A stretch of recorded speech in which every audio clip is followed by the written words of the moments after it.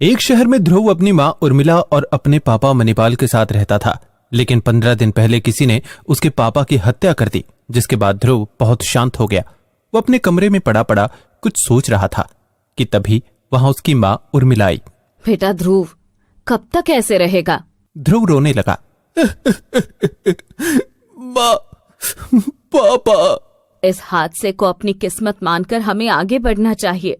नहीं माँ, मैं आरोपियों को सजा दिलवा कर छोड़ूंगा। किसने ये सब किया है और कौन इसका आरोपी है, हम इस बारे में कुछ जानते भी तो नहीं हैं। इसके पीछे कोई भी हो, मैं उसको नहीं छोड़ूंगा।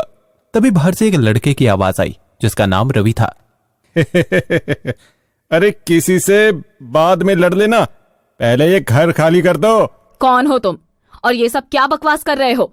ओह, आप मुझे नहीं जानती, लेकिन आपके पति मुझे अच्छे से जानते थे। देखो, हम लोग पहले से बहुत दुखी हैं, तुम यहां से जाओ। और वैसे भी मेरे पापा अब इस दुनिया में नहीं हैं। यह जानकर बहुत दुख हुआ, लेकिन तुम्हें यह घर खाली करना होगा। क्यों, तुम्हारा दिमाग खराब है? तुम्हारे पापा का दिमाग खराब हो गया था जब मुझसे कर्जा लेकर अपना घर गिरवी रख दिया। ये सुनकर ध्रुव और उसकी माँ आश्चर्यचकित हो गए और एक दूसरे की तरफ देखने लगे। ये लड़का झूठ बोल रहा है, हमने इससे कोई कर्जा नहीं लिया है। हाँ हाँ, अब ऐसे ही बोलोगे? तुझे सुनाई दिया कि मेरी माँ क्या कह रही है? अब तुम मेरी सुन, मुझे 3 दिन के अंदर ये घर खाली चाहिए।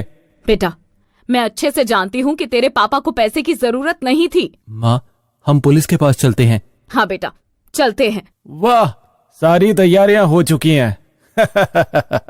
लेकिन पहले यह एग्रीमेंट तो पढ़ लो। ध्रुव जल्दी से वो एग्रीमेंट पढ़ता है। माँ, ये सच बोल रहा है। उर्मिला बेहोश हो गई। ध्रुव उसे उठाकर अंदर लेकर गया। यह देखकर रवि बहुत हंसते हुए वहां से चला गया। उर्मिला उदास बैठी थी। ध्रुव भी वहां गया। माँ, मैंने एक घर देख लिया है, हम कल ही वहां शिफ्ट हो जाएंगे। समझ नहीं आता मैं ये घर कैसे छोड़ पाऊंगी, हमने इतनी मेहनत से इसे बनाया है। माँ, सब भूलकर आगे बढ़ जाना चाहिए, आपने ही तो सिखाया है। अगले दिन दोनों माँ बेटे एक किराए के घर में रहने चले गए। 4 महीने बाद ध्रुव ने अपनी साइकिल उठाई और चल दिया। माँ, मैं काम पर जा रहा हूँ। मैंने खाना बना दिया है। माँ, वहां भूख नहीं लगती, मैं आकर खा लूंगा। मुझे नहीं पता, तू ये टिफिन लेकर जा। ठीक है माँ। ध्रुव ने साइकिल पर थैला टांगा और चला गया। कितने बड़े बड़े सपने देखे थे हमने अपने ध्रुव के लिए, लेकिन किस्मत ने हमारे इकलौते बेटे को मजदूर बना दिया। उर्मिला फिर से किस्मत को कोसने लगी। ध्रुव भी अपने काम पर पहुंच गया और सभी के साथ मिलकर काम करने लगा। वो सिर पर रखकर सामान ढो रहा था, लेकिन अधिक पैसे ना कमा पाने के कारण उसके ऊपर भी दोस्तों का कर्ज होने लगा। एक दिन वो शाम को खाना खा रहा था कि तभी उसे रोहित की कॉल आई। हाँ भाई। तो ये बता कि मेरे पैसे कब वापस करेगा, मैं तुझसे परेशान हो गया हूं। भाई, दे दूंगा।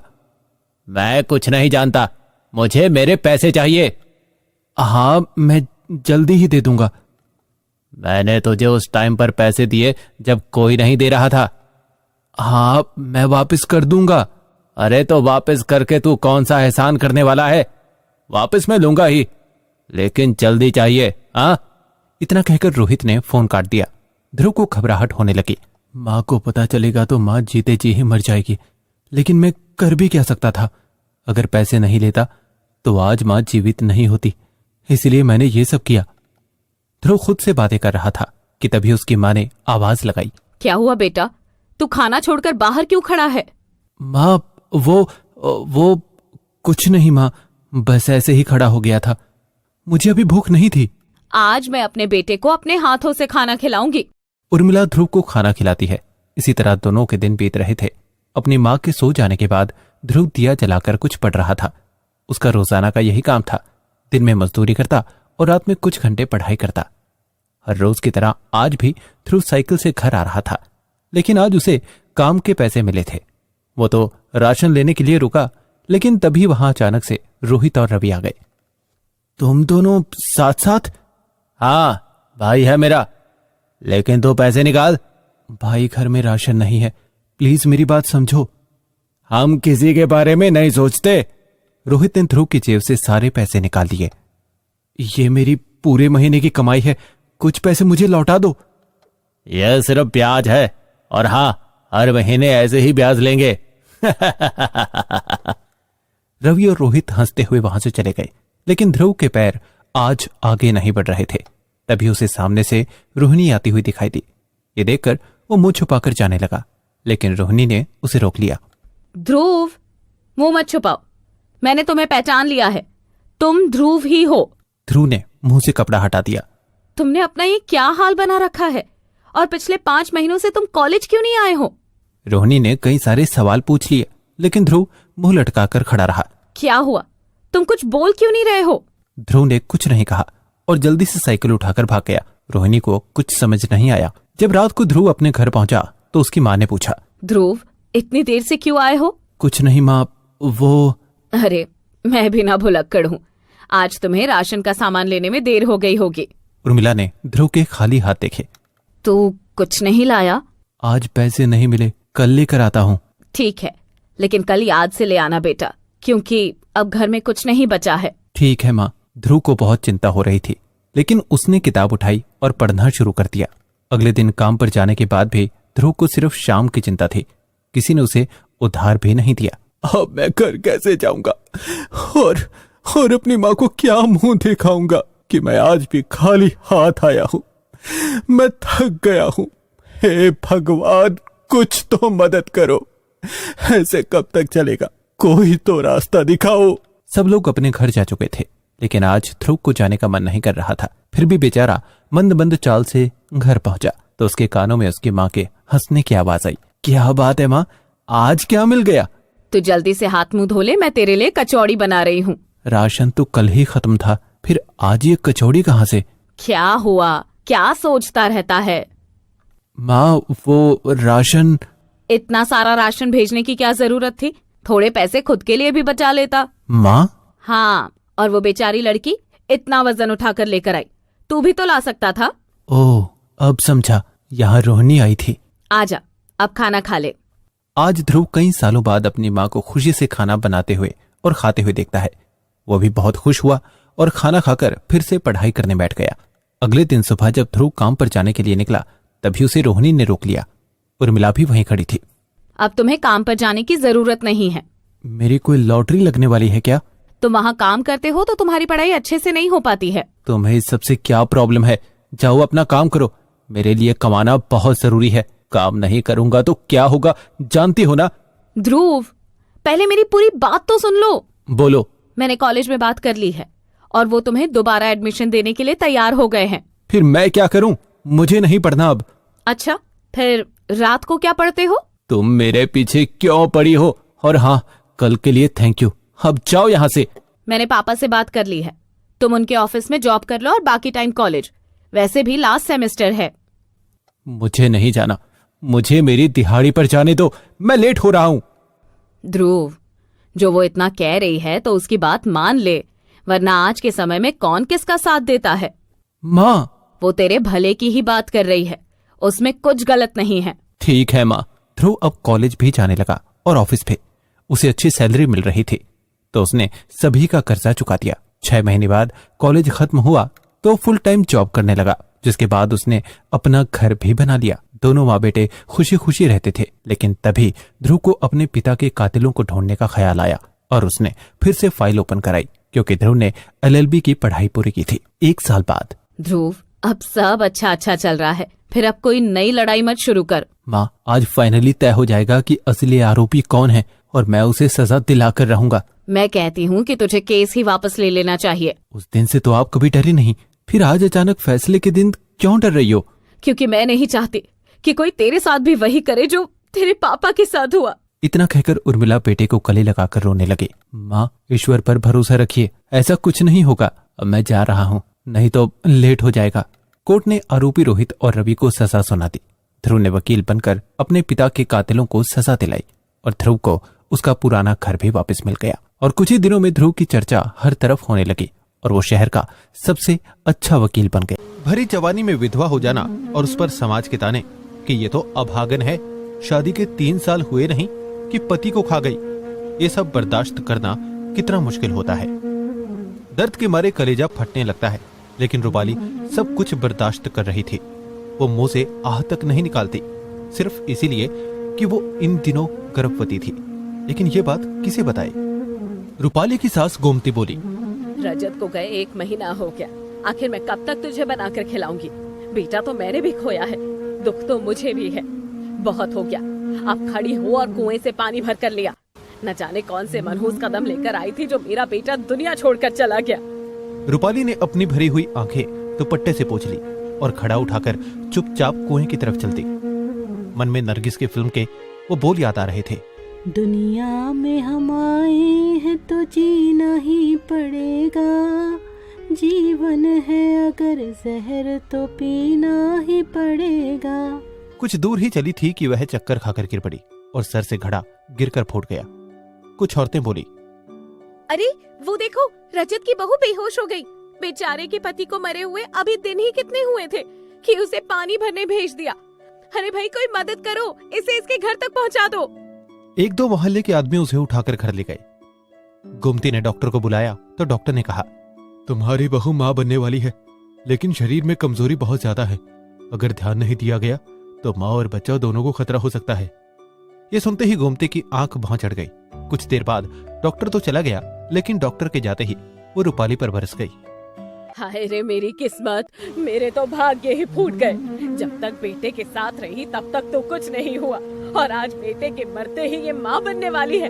न जाने ये किसका पाप है और मेरे बेटे का नाम दे रही है। रूपाली रोती हुई बोली, ऐसा मत कहिए माँ जी, ये आपके बेटे की निशानी है। इससे किसी और का पाप मत कहिए।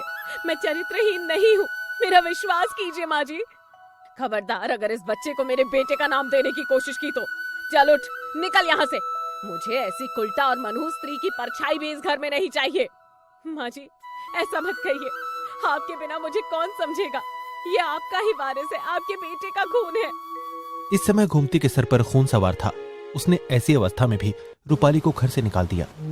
हे भगवान, अब मैं कहाँ जाऊंगी? अगर घर गई तो भाभी मुझे ताने देकर मार डालेंगी, और पिताजी वो तो मेरी ऐसी हालत देखते ही मर जाएंगे। वो अनजानी मंजिल की तरफ बढ़े जा रही थी। चलते चलते वो एक गांव में पहुंच गई। उसे चक्कर आने लगा और वो वहीं एक पेड़ के नीचे बैठ गई। थकी हुई थी, इसीलिए उसे नींद आ गई और फिर कई घंटों बाद उसकी आंख खुली। ये मैं कहाँ आ गई? बहुत जोर से भूख लगी है, लेकिन यहाँ तो खेत और पेड़ पौधों के अलावा कुछ दिखाई भी नहीं दे रहा। तभी वहां बैलगाड़ी पर उसे कोई आता हुआ दिखाई दिया। वो रास्ता रोककर बोली, सुनो भाई साहब, मुझे बहुत भूख लगी है, कहीं आसपास में कुछ खाने को मिलेगा? वो आदमी अपनी पत्नी से बोला, अरे सुखिया, जो मेरे लिए खाना बांध कर लाई थी, इसे वही दे दो। बेचारी कोई गरीब लगती है। सुखिया ने उसे वो खाना दे दिया। रूपाली ने खाना खाया तो उसकी जान में जान आ गई और खाना खाकर वो फिर से वहीं पर लेट गई और सो गई। अगले दिन सुबह उसकी आंख खुली तो फिर से अपने बच्चे की चिंता सताने लगी। वो इधर उधर कोई काम ढूंढने निकली तो उसने देखा कि वहां से कुछ दूरी पर कुछ महिलाएं कोयले की खान में कोयला तोड़ रही हैं। वो वहां गई और वहां के मालिक रघुनाथ से पूछा, मालिक, क्या यहाँ मुझे कोई काम मिलेगा? यहाँ तो काम ही काम है, लेकिन ईमानदारी से करना होगा। तुम चाहो तो अभी से कर सकती हो। रूपाली बहुत खुश हुई और तुरंत काम में लग गई। अब वो दिन भर कोयला तोड़ती और रात में उसी पेड़ के नीचे जाकर सो जाती। इसी तरह 7 महीने बीत गए और एक दिन उसे प्रसव पीड़ा होने लगी।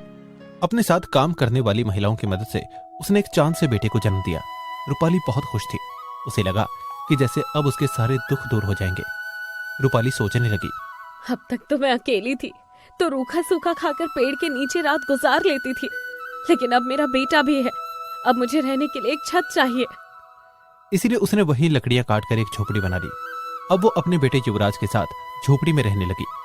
7 साल बाद। माँ, एक कहानी सुनाओ ना। अच्छा ठीक है, तुम आग बंद करके लेटो, मैं कहानी सुनाती हूँ। एक बड़े से महल में एक राजकुमार रहता था।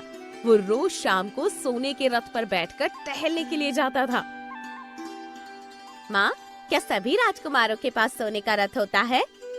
हाँ बेटा, क्योंकि वो राजकुमार थे, उनके पास बहुत सारा पैसा होता था। माँ, मैं भी बड़ा होकर राजकुमार बनूंगा और मेरे पास बहुत सारा पैसा होगा। भगवान करे तुम बड़े होकर सचमुच राजकुमार बनो। लेकिन ये गरीबी के दिन आखिर कैसे खत्म होंगे? आखिर वो कब तक कोयले की खदान में कोयला तोड़ते रहेगी?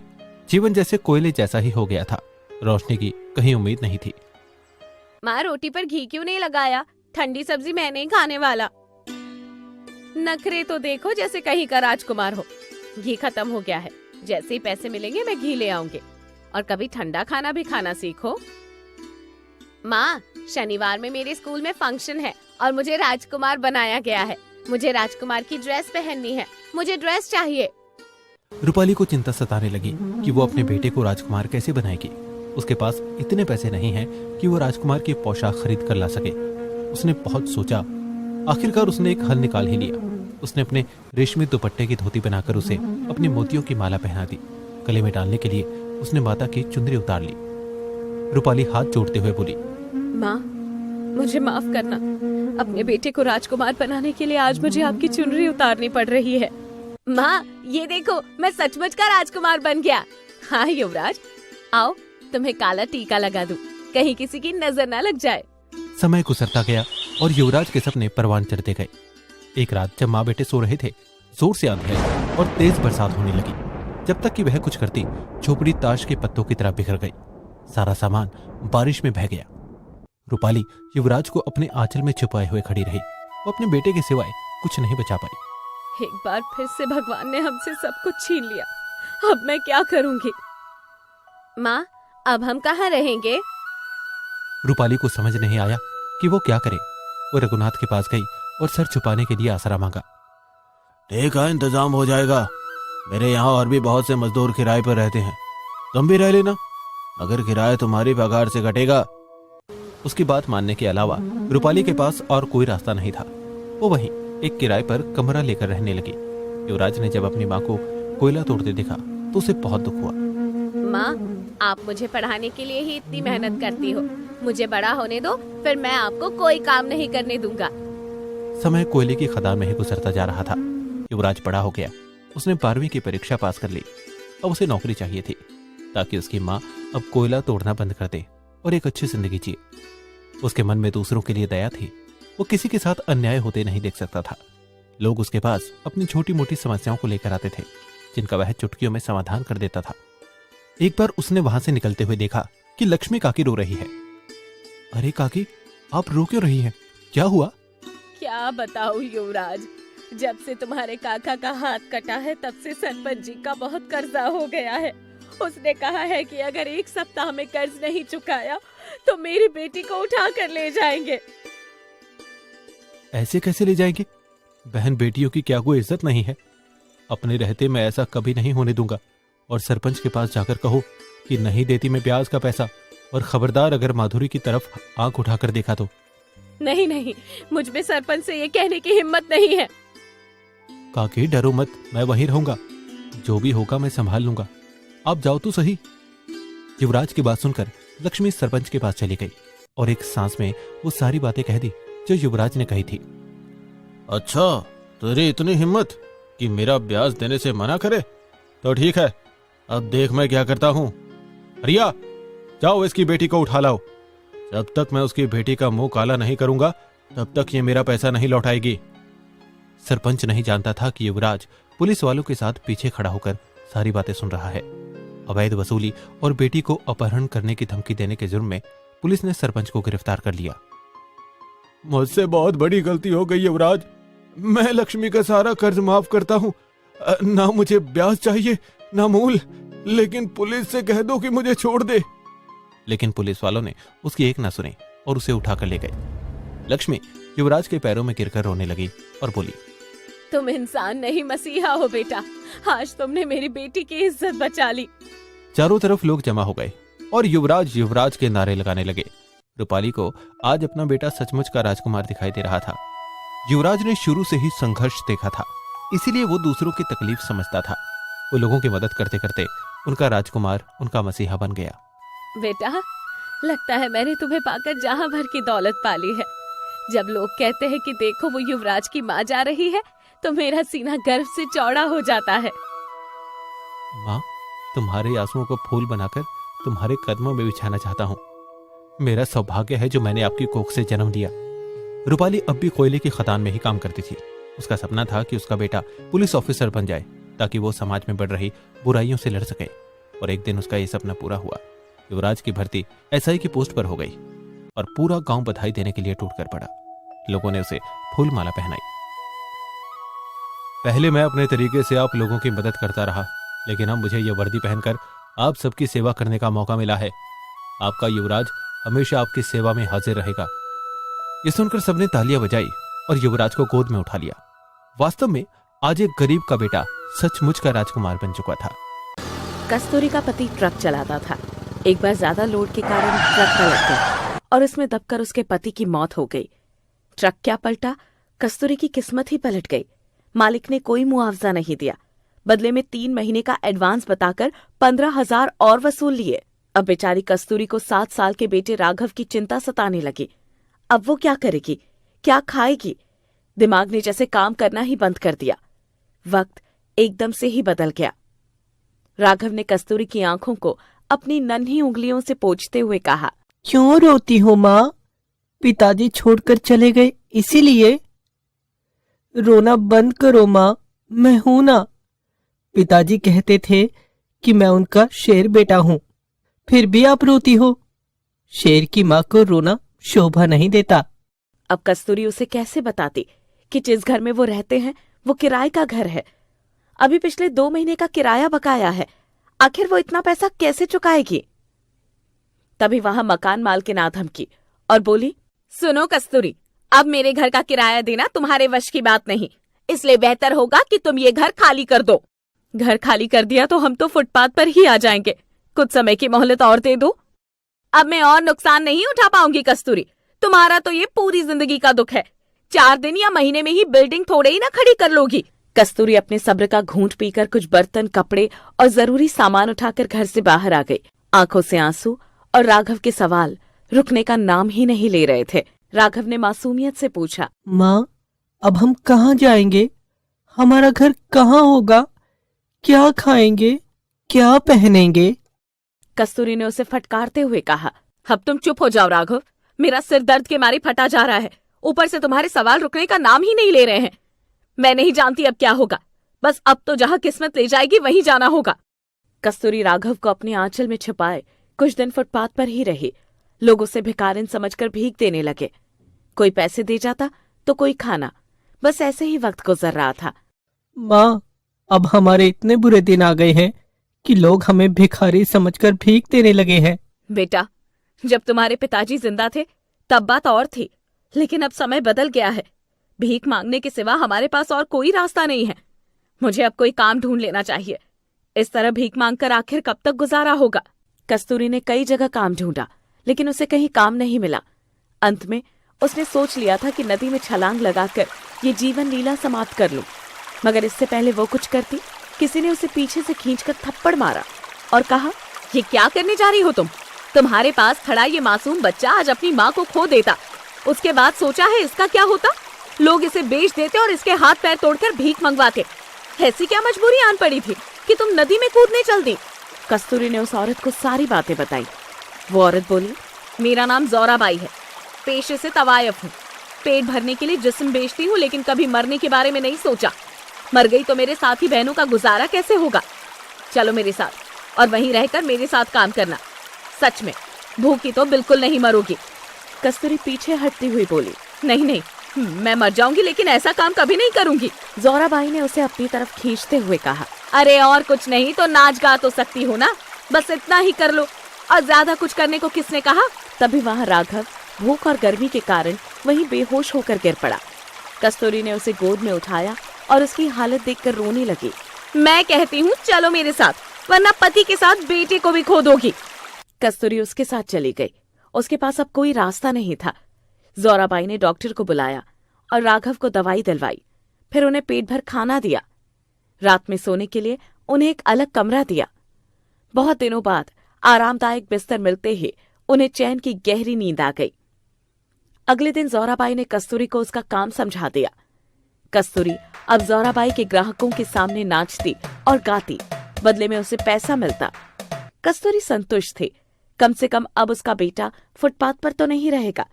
अब उसका राघव एक अच्छे स्कूल में पढ़ सकेगा और वो उसे पढ़ा लिखाकर एक बड़ा आदमी बनाएगी। कस्तूरी ने राघव का एक बड़े स्कूल में दाखिला करा दिया और खुद अपने काम में व्यस्त हो गई। कुछ सालों बाद राघव का स्कूल खत्म हो चुका था। कस्तूरी को लगा कि अब उसका बेटा जवान हो गया है। अब तक वो इतना पैसा जोड़ चुकी थी कि उसका और राघव का जीवन आराम से गुजरे, इसलिए उसने इस कोठी की दुनिया से संन्यास लेकर वहां से चले जाना बेहतर समझा। माँ, अब हम कहाँ जा रहे हैं? हम दूसरे शहर जा रहे हैं बेटा। वहां से मैं तुम्हें विदेश भेज दूंगी। तुम वहीं रहकर अपनी पढ़ाई पूरी करना और मेरा नाम रोशन करना। यहाँ हमें सब लोग जानते हैं। मैं नहीं चाहती कि कोई तुम्हें नाचने गाने वाली का बेटा कहे। कस्तूरी के संघर्ष ने राघव को विदेश भेज दिया और खुद एक घर खरीद कर रहने लगी। जीवन यापन के लिए उसने अपने घर का कुछ हिस्सा किराए पर उठा दिया। कुछ सालों बाद कस्तूरी ने राघव को फोन किया। हेलो बेटा राघव, कितने दिन हो गए हैं तुमने फोन भी नहीं किया।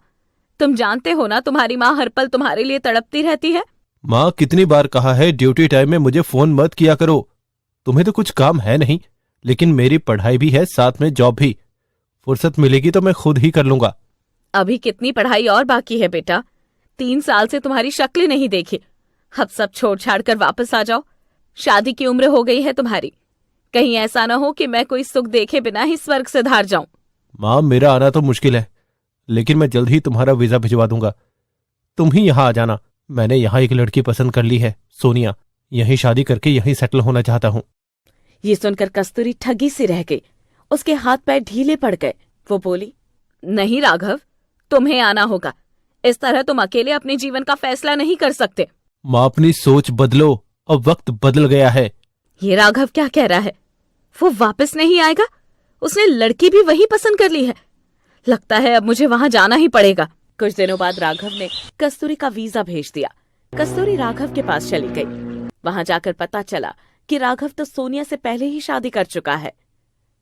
सोनिया की माँ अंग्रेज थी और बाप भारतीय, इसलिए सोनिया को हिंदी अच्छे से आती थी। आइए मॉम, अब ये आपका ही घर है। आप यहाँ रहेंगी तो मुझे सुबह में नाश्ते और लंच की टेंशन नहीं रहेगी। जानती हूँ इतना तो आप कर ही लेंगी। मुझे और राघव को सुबह जल्दी ऑफिस जाना पड़ता है। माँ, ये देखो तुम्हारा पोता आरव। अब तुम दादी पोता साथ में मस्ती करना। वैसे ही सोनिया पूरा दिन थक जाती है। आरव को देखकर कस्तूरी ने चैन की एक सांस ली। वो सब दुख और शिकायतें भूल गई, मगर अगले ही पल अपने सारे अरमान मिट्टी में मिले नजर आए। सोचा था कि सारी उम्र रो रो कर गुजारी, अब बेटी की शादी करूंगी, बहू आएगी, खूब धूम धड़ाका होगा। लेकिन राघव मेरे सारे सपने मिट्टी में मिला देगा, ये नहीं सोचा था। खैर, जो भी हुआ अब तो सब देखना ही है। अगले दिन सोनिया ने कस्तूरी का परिचय रसोई में रखे सभी मिर्च मसालों से करा दिया, क्योंकि सोनिया के ऑफिस जाने के बाद रसोई उसको ही संभालनी थी। मॉम, अब आपको कुछ भी ढूंढने की जरूरत नहीं पड़ेगी। मैंने आरव की मेड हटा दी है। भला दादी से अच्छा ख्याल और कौन रख सकता है? सब समझ गई बहू। सुबह तुम दोनों का नाश्ता बनाकर मुझे लंच रखना है। उसके बाद घर के काम निपटाकर आरव का अच्छे से ख्याल रखना है। अगले दिन से ही कस्तूरी अपने काम में जुट गई और वो दोनों ऑफिस निकल गए। उनके जाने के बाद कस्तूरी घर की साफ सफाई में लग गई और उसके बाद आरव की देखभाल में। शाम हो गई, वो दोनों ऑफिस से आ गए। मॉम, डिनर में क्या बनाया है? बहू, मुझे लगा कि...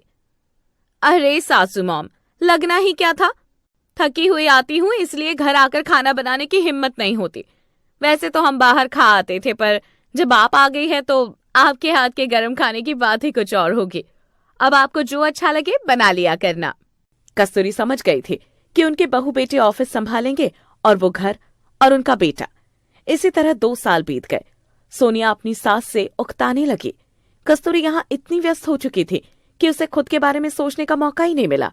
दिन रात काम करते करते वो बीमार पड़ गई। ये क्या माँ, एक तो हम लोगों के पास वैसे ही समय नहीं है, उस पर तुमने बीमारी पकड़ ली। राघव, ये मेरे वश की बात नहीं है। मैं अब बूढ़ी हो चली हूँ। इन हड्डियों में इतना काम करने की ताकत नहीं बची है। माँ, किसने कहा काम करने को? हम लोग ऑफिस जाते हैं तो घर तो देखना ही पड़ेगा ना। अब तुम इतनी लापरवाही बरतोगी तो इसमें मेरा और सोनिया का क्या कसूर? देखो तो कितनी खांसी हो गई है। एक दिन कस्तूरी ने राघव और सोनिया को बात करते हुए सुना। मॉम को इतनी खांसी है, मैं डरती हूँ कि कहीं हमारे आरव को इन्फेक्शन ना हो जाए। और फिर जब से मॉम आई है, प्राइवेसी नाम की तो चीज ही नहीं रही। वैसे भी ये घर छोटा है, आरव बड़ा हो रहा है, उसे भी तो एक कमरा अलग से चाहिए होगा। राघव, मुझे लगता है अब मॉम को ओल्ड एज होम भेज देना चाहिए, क्योंकि हमारे पास तो इतना समय है नहीं कि हम उनकी देखभाल कर सके। वहां उनका अच्छे से ख्याल रखा जाएगा। लगता है तुम ठीक कह रही हो सोनिया। मैं आज ही ओल्ड एज होम मैनेजर से जाकर बात करता हूँ। ये सुनते ही कस्तूरी की रुआई फूट पड़ी। उसे अपने कानों पर भरोसा नहीं हुआ कि उसका बेटा उसे ओल्ड एज होम भेजने के लिए तैयार है। जिस बेटे के लिए वो सारी उम्र मर्दों के सामने नाचती गाती रही, आज वही बेटा माँ का त्याग भूल गया। खुद अपने पेट में गांठ लगाकर भूखी पड़ी रही और अपने हिस्से का निवाला उसे खिलाया। आज वो मुझे फालतू चीज समझकर ओल्ड एज होम भेजने की सोच रहा है। माँ बाप अपने 10 बच्चों की परवरिश कर देते हैं, लेकिन औलाद को आज एक पेट भी भारी है। सच में वक्त बहुत बदल गया है। ये सोचते हुए सीना दर्द से फटने लगा और वो जमीन पर गिर पड़ी। ये देखकर राघव और सोनिया दौड़े, मगर तब तक कस्तूरी ये दुनिया छोड़कर जा चुकी थी। लेकिन उसने अपने बहू बेटे को समय के हवाले कर दिया। क्या पता कल उनका बेटा भी उन्हें ओल्ड एज होम भेज दे, क्योंकि वक्त सबका बदलता है। जिंदगी में बहुत से उतार चढ़ाव आते हैं, लेकिन उन हालातों को अपनी ताकत और लक्ष्य बनाकर आगे बढ़ना और विजयी होना, यही जीवन का उद्देश्य होना चाहिए। तो आइए ऐसी ही कहानी हम आपके सामने प्रस्तुत करते हैं। बाबूलाल को सब गांव में बाबू मोची के नाम से जानते थे। बाबूलाल मोची का काम करता था, जिससे उसके घर का गुजारा होता था। उसके 2 बच्चे थे, शीतल और विक्रम। बाबूलाल का सपना था कि उसके बच्चे पढ़ लिख कर अपने पैरों पर खड़े हों। घर में खाने पीने का अभाव होने के बावजूद भी बाबूलाल की आंखें अपने बेटे को लेकर बड़ा सपना देखती थी। एक बार हमारा विक्रम पढ़ लिख कर अपने पैरों पर खड़ा हो जाए तो हमारे सारे संकट कट जाएंगे। पहले घर के दाल आटे की चिंता करो, बच्चों को तो तब पढ़ाओगे। मोची हो कोई सरकारी अफसर नहीं हो जो तुम्हारा बेटा पढ़ेगा लिखेगा। मोची का बेटा मोची ही बनेगा। विक्रम बाहर से चिल्लाता हुआ आया और बोला, माँ माँ, बहुत भूख लगी है, खाने में क्या बनाया है? बहुत भूख लगी है, जल्दी खाना दो। प्रेमलता दुखी होते हुए बोली, बेटा, आज तुम्हारे पिताजी की एक आने की भी कमाई नहीं हुई, इसलिए कोई सब्जी नहीं बनाई।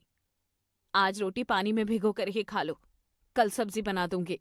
विक्रम मुंह बनाते हुए बोला, माँ, कल भी मैंने पानी में ही भिगोकर रोटी खाई थी और आज भी आपने सब्जी नहीं बनाई, मुझे नहीं खानी रोटी।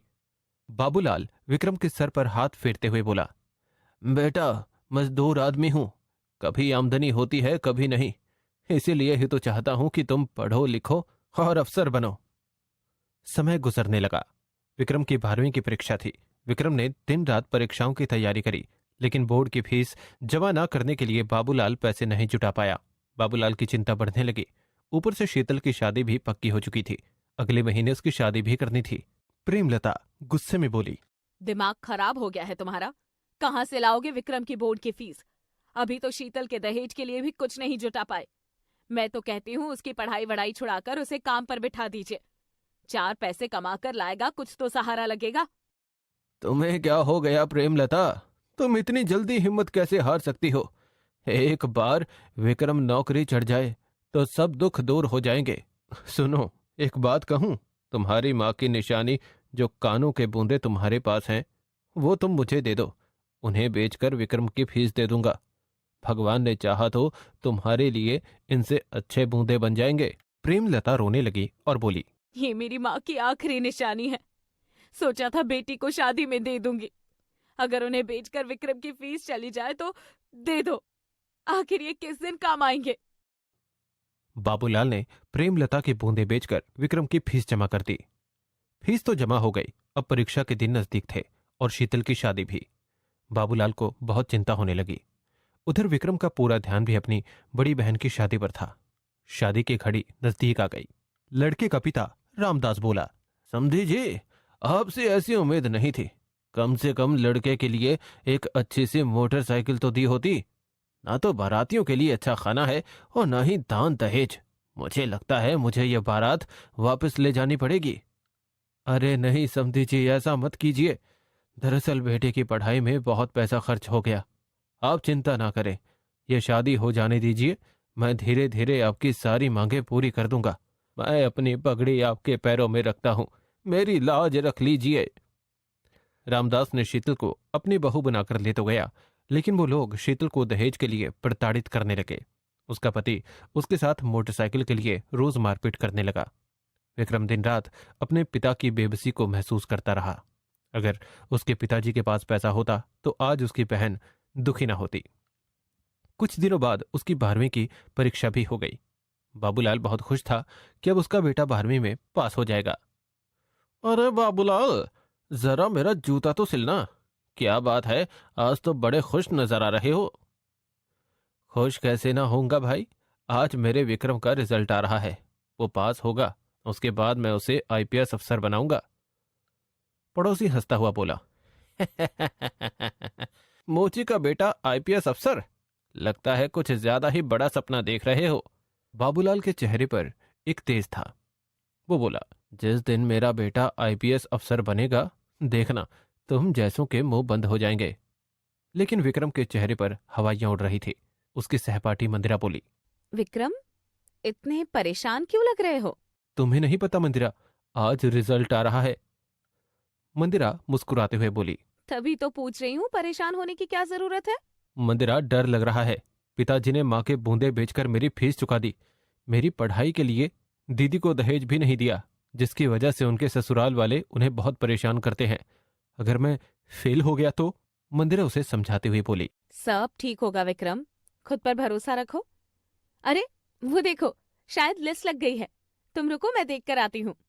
मंदिरा ने लिस्ट देखी तो विक्रम फेल था। विक्रम की धड़कनें बढ़ रही थी। वो बेसब्री से मंदिरा का इंतजार करने लगा। मंदिरा आई और बोली, विक्रम, यकीन ही नहीं होता कि तुम पास नहीं हुए। ऐसा कैसे हो सकता है विक्रम? तुम फेल फेल हो गए हो। विक्रम अपने मुंह पर हाथ रखते हुए बोला, ये क्या कह रही हो मंदिरा? मैं फेल हो गया? अब मैं पिताजी को क्या मुंह दिखाऊंगा? वो रोने लगा। घर पर बाबूलाल और प्रेमलता बड़ी उम्मीदों से खुशखबरी का इंतजार कर रहे थे, लेकिन विक्रम की सूजी आंखें और लटके हुए मुंह को देखकर वो जान गए कि उनका विक्रम फेल हो गया है। वो बेचारे दोनों अपना माथा पकड़कर बैठ गए। पड़ोसी आस लगाए बैठे थे कि बाबू मोची के घर से कब खबर आए कि उसका बेटा पास हो गया है। अरे बाबू मोची, क्या चुपचाप ही खुशी मना रहे हो? लड्डू नहीं बांटे? बेटा पास होकर आईपीएस अफसर बनने की तैयारी करेगा। बड़े छुपे रुस्तम हो तुम तो। रिजल्ट आ गया और कुछ बताया भी नहीं। क्या रहा, विक्रम पास हुआ या फेल?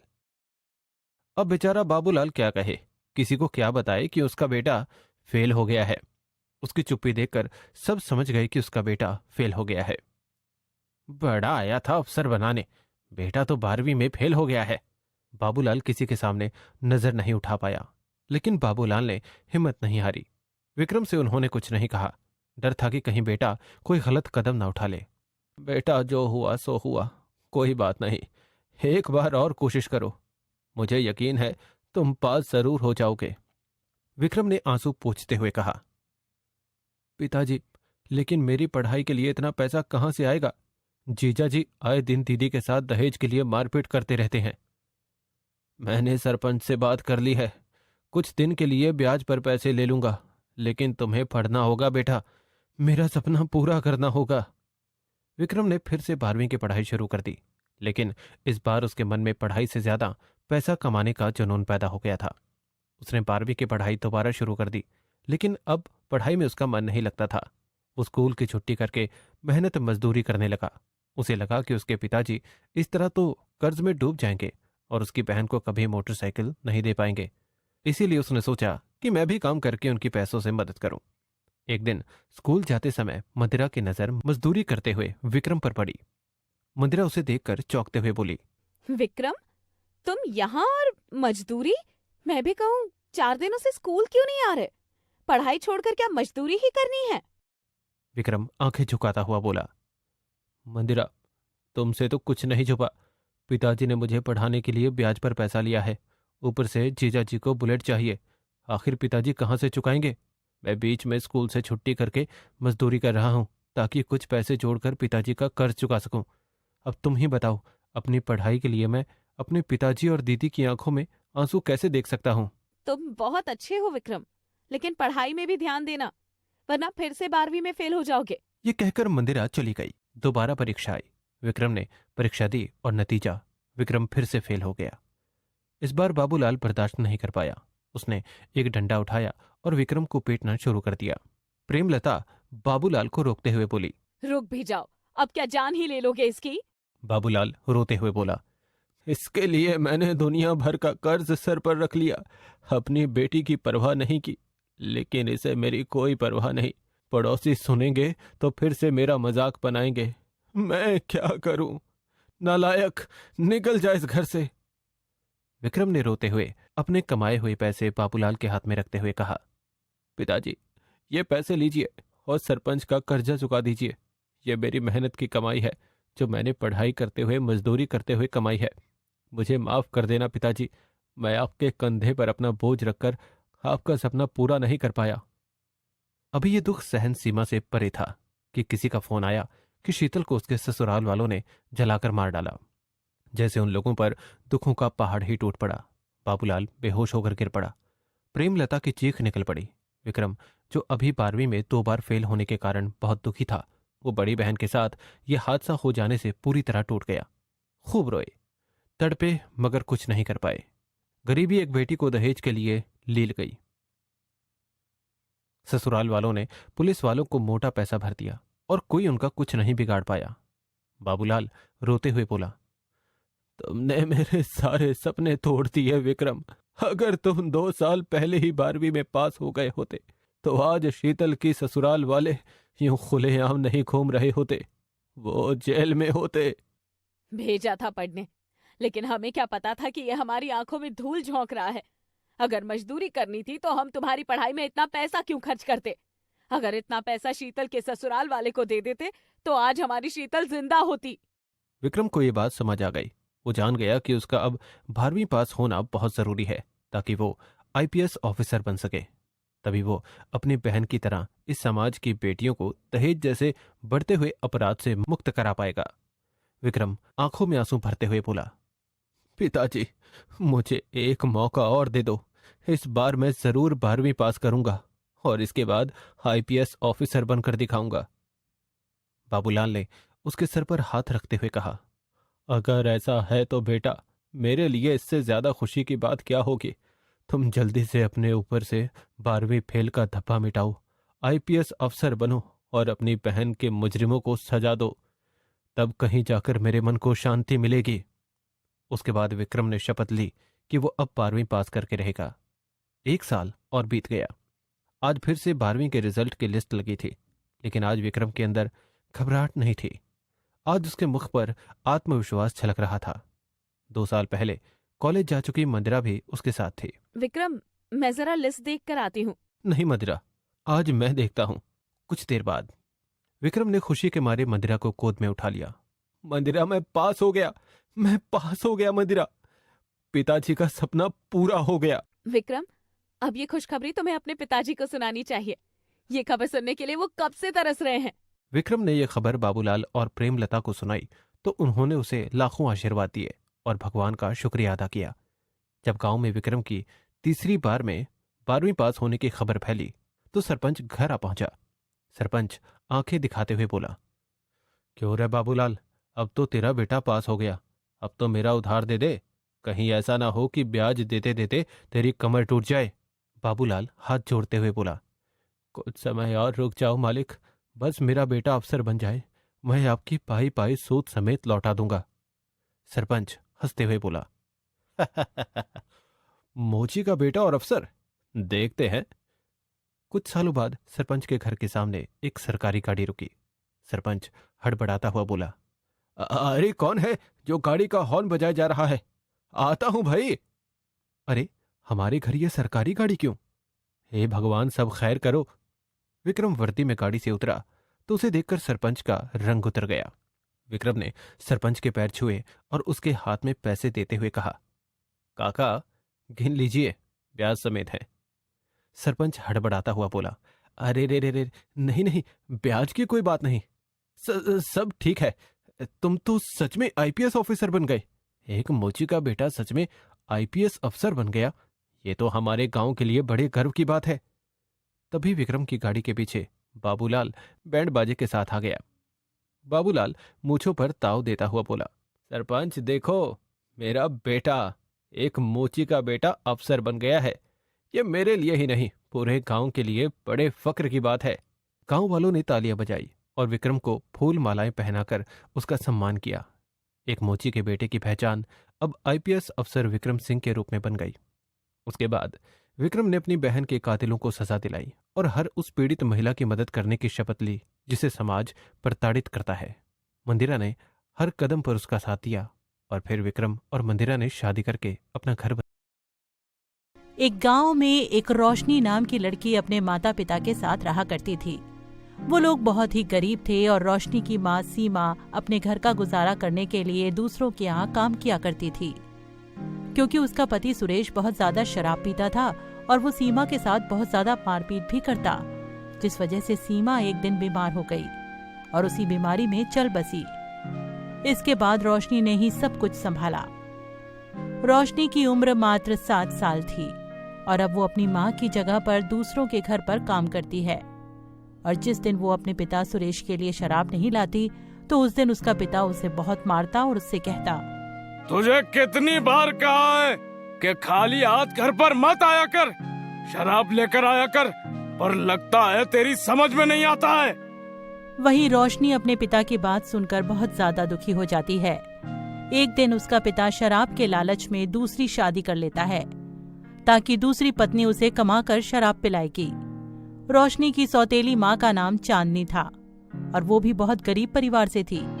इस वजह से चांदनी यहाँ पर हमेशा दुखी रहा करती थी। वो रोशनी पर बहुत ज्यादा अत्याचार करती। एक दिन की बात है, रोशनी को बहुत तेज भूख लगी तो वो अपनी सौतेली माँ के पास गई और उनसे कहा, माँ, मुझे बहुत तेज भूख लग रही है, आप मुझे खाना दे दीजिए। मेरे पास खाना कहाँ से आ गया? क्या तेरा बाप कमा कर दे जाता है? वो तो पूरे दिन शराब पीकर पड़ा रहता है। मेरी तो किस्मत ही फूट गई है कि यहाँ आकर भी मुझे काम करना पड़ता है। मैं तो सोचती थी ससुराल में जाकर आराम से खाऊंगी, पर यहाँ पर तो मेरे से भी बदतर हालात हैं। और ये कहकर चांदनी वहाँ से चली जाती है और रोशनी बहुत ज्यादा दुखी हो जाती है और उसे अपनी माँ की याद आने लगती है। कुछ साल बाद शराब पीने की वजह से सुरेश की भी मौत हो जाती है, जिसके बाद चांदनी रोशनी पर और ज्यादा अत्याचार करने लगती है। वो हमेशा रोशनी से एक ही बात कहा करती, तेरा बाप तो मर गया और तुझे मेरे ऊपर छोड़कर चला गया, अब मैं तुझे कैसे पालूंगी? मेरी तो किस्मत ही खराब निकली।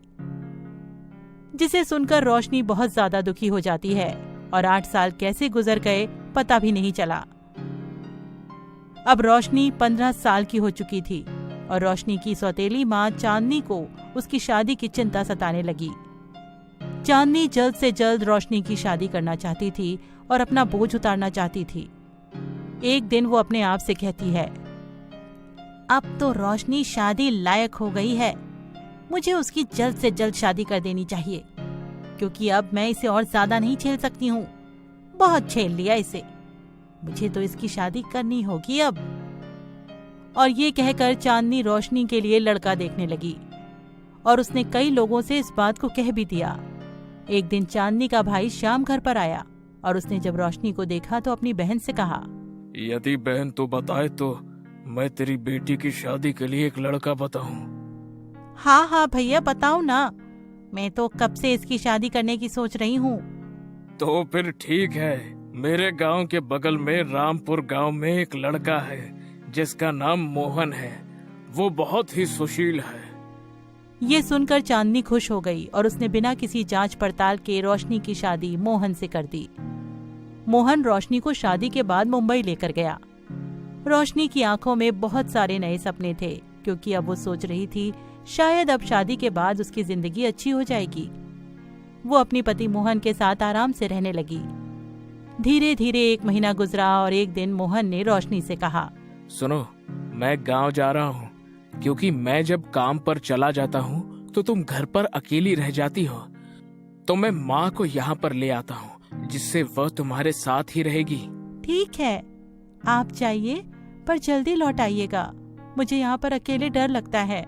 तुम चिंता मत करो, तुम मुझे फोन करती रहना। और ये कहकर मोहन वहाँ से चला गया। मोहन के जाने के कुछ देर बाद वहाँ एक राकेश नाम का आदमी आया।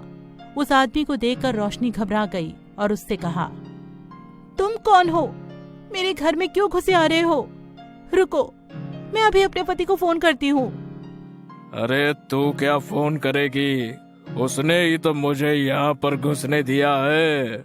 उसने यहाँ पर घुसने के लिए मुझसे पूरे 50,000 रुपए लिए हैं। आज के लिए तू मेरी गुलाम है, चल आजा।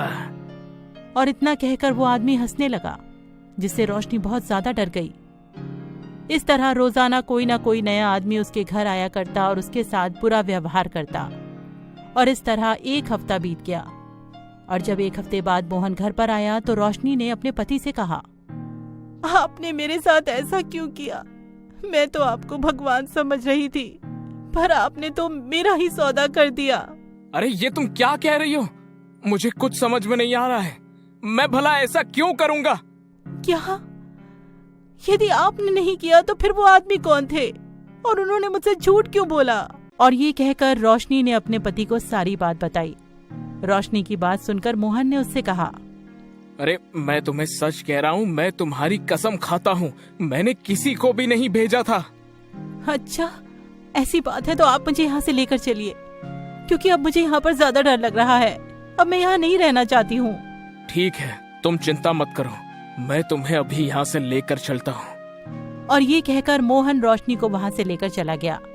मोहन उसे एक ऐसे इलाके में ले गया जहाँ पर ज्यादा भीड़ भाड़ नहीं थी, और वहाँ ले जाकर उसने रोशनी से कहा, सुनो, हमें यहाँ पर रुकना होगा। ये मेरे फूफा जी का घर है। सुनिए, मुझे ये जगह कुछ ठीक नहीं लग रही है, आप मुझे यहाँ से लेकर चलिए। अरे तुम ऐसी बातें क्यों कर रही हो? अभी तो तुम्हें यहाँ पर ही रुकना पड़ेगा, क्योंकि अभी मेरे पास कोई और दूसरी जगह नहीं है। अपने पति के ज्यादा कहने पर रोशनी मान जाती है और फिर मोहन रोशनी से कहता है, तुम ऐसा करो, तुम यहीं पर रहना, मैं अभी इस घर में जाकर अपने फूफा जी से बात करके आता हूँ। और ये कहकर वो घर के अंदर चला गया। असल में मोहन रोशनी को कोठे पर बेचने लाया था। वो बहुत ही शराबी और जुआरी किस्म का आदमी था, और उसने ही उन आदमियों को भी भेजा था, पर वो अपनी पत्नी के सामने भोला भाला बनता। कोठे के अंदर जाकर उसने अपनी बीवी को पूरे 8 लाख में बेच दिया और फिर वहां से दूसरे रास्ते से निकल गया। कुछ देर बाद वहां 2 आदमी आए और उन्होंने रोशनी से कहा, चलो तुम मेरे साथ अंदर चलो। नहीं, मैं तुम्हारे साथ नहीं जाऊंगी, मेरे पति अभी आ रहे होंगे। तुम लोग कौन हो? अरे अब वो नहीं आएगा, क्योंकि उसने तुझे बेच दिया है, और ये घर नहीं बल्कि कोठा है। ये सुनकर रोशनी बहुत ज्यादा दुखी हो गई, क्योंकि उसे तो यकीन भी नहीं हो रहा था कि उसका पति उसके साथ ऐसा भी कर सकता था। और वो आदमी उसे उस कोठे के अंदर ले गए। अंदर जाकर उसने देखा वहां बहुत सारी औरतें थीं। धीरे धीरे समय गुजरा, रोशनी अपना जीवन बिताने लगी। उसकी जिंदगी नर्क से भी बुरी हो गई थी और वो अपनी किस्मत को कोसती रहती। एक दिन की बात है, रोशनी जब अपने कमरे में थी तभी वहां पर राजू नाम का आदमी आया। वो कोठे पर चाय देने का काम करता था। उसने रोशनी से कहा, मुझसे तुम्हारी ये हालत देखी नहीं जाती है, तुम मेरे साथ चलो, मैं तुम्हें पसंद करता हूँ और तुम्हें रानी बनाकर रखूंगा। ये सुनकर रोशनी बहुत ज्यादा दुखी हो गई, क्योंकि वो पहले भी 2 बार धोखा खा चुकी थी। उसने राजू से कहा, मैं तुम्हारे ऊपर कैसे विश्वास कर लूं, क्योंकि पहले भी मैंने धोखा खाया है।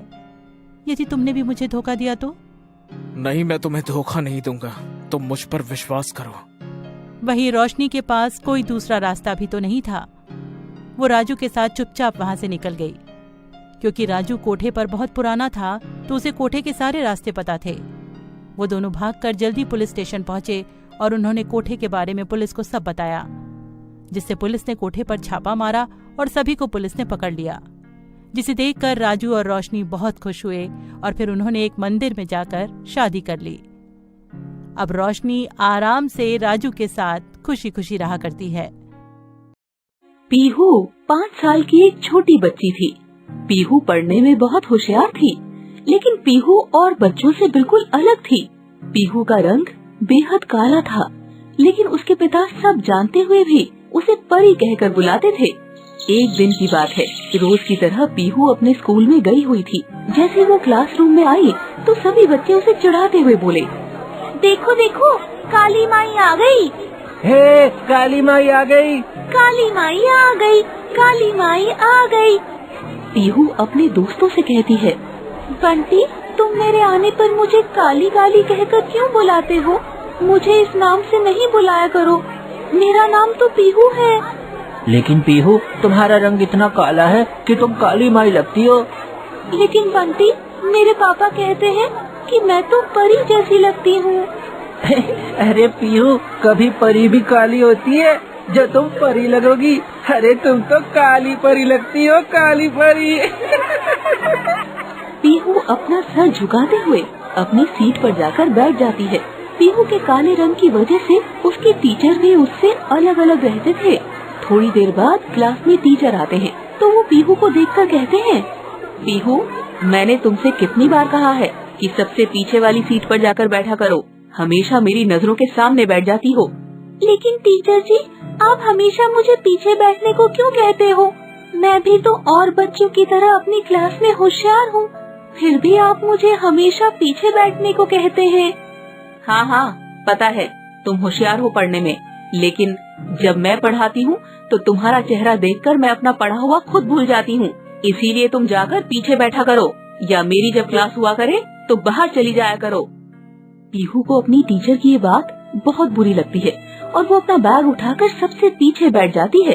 टीचर सभी बच्चों को मन लगाकर पढ़ाती, लेकिन जब पीहू की बारी आती तो वो उसे न देखकर किसी और से सवाल जवाब करने लगती। पीहू रोज रोज इन चीजों से परेशान हो गई थी। वो घर जाकर अपने कमरे में बैठकर रोने लगती है। पता नहीं मुझ में ऐसी क्या बात है जो मेरी टीचर और मेरे दोस्त मुझसे बात नहीं करते।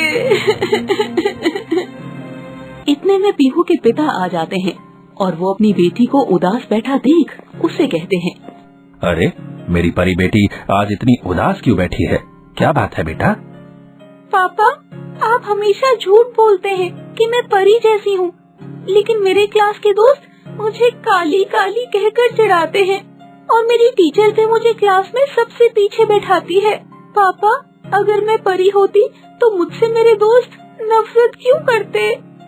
बेटा असल में वो चिढ़ाते नहीं हैं, वो तुम्हारी बराबरी नहीं कर सकते है ना, इसलिए तुम्हारे साथ बैठने में डर लगता है उनको, इसलिए उन्हें कोई तो बहाना चाहिए होता है कि तुमसे कैसे बचे, इसलिए वो तुम्हें चिढ़ाते हैं। मेरी बेटी एक परी है और हमेशा परी ही रहेगी।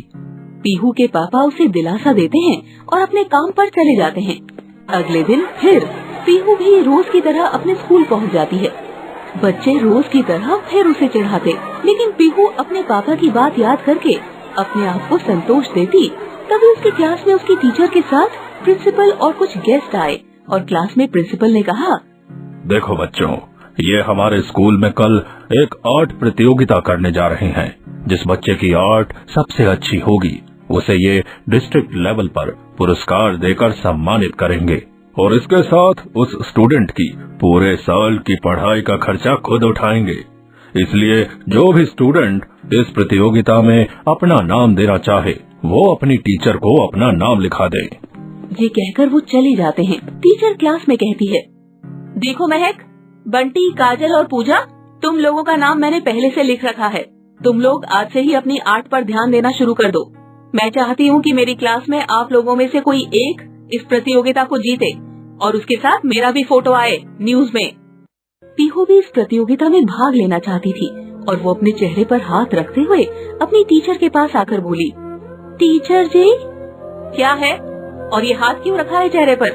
अब क्या पहले से और ज्यादा काला हो गया है चेहरा जो हाथ रख रही हो? नहीं टीचर, आप मेरा चेहरा नहीं देखना चाहती और मैं आपसे इस प्रतियोगिता में भाग लेने के लिए अपना भी नाम देना चाहती हूँ, इसीलिए अपने चेहरे को तुम्हारा नाम तो सपने में न आई हूँ इस आर्ट प्रतियोगिता में, क्योंकि जिसकी फेस की आर्ट नेचुरली खराब हो वो क्या आर्ट को बनाएगी। और अगर कैसे भी तुम इस प्रतियोगिता को जीत भी गई तो तुम्हारे साथ फोटो खींचने में मुझे खुद शर्म आएगी, इसीलिए मैं तुम्हें इस प्रतियोगिता में भाग नहीं लेने दूंगी। पीहू टीचर की बात सुनकर रोने लगती है। क्लास में सभी बच्चे टीचर की बात सुनकर हंसने लगते हैं। पीहू रोते हुए अपने घर चली जाती है और खाना खाकर सो जाती है।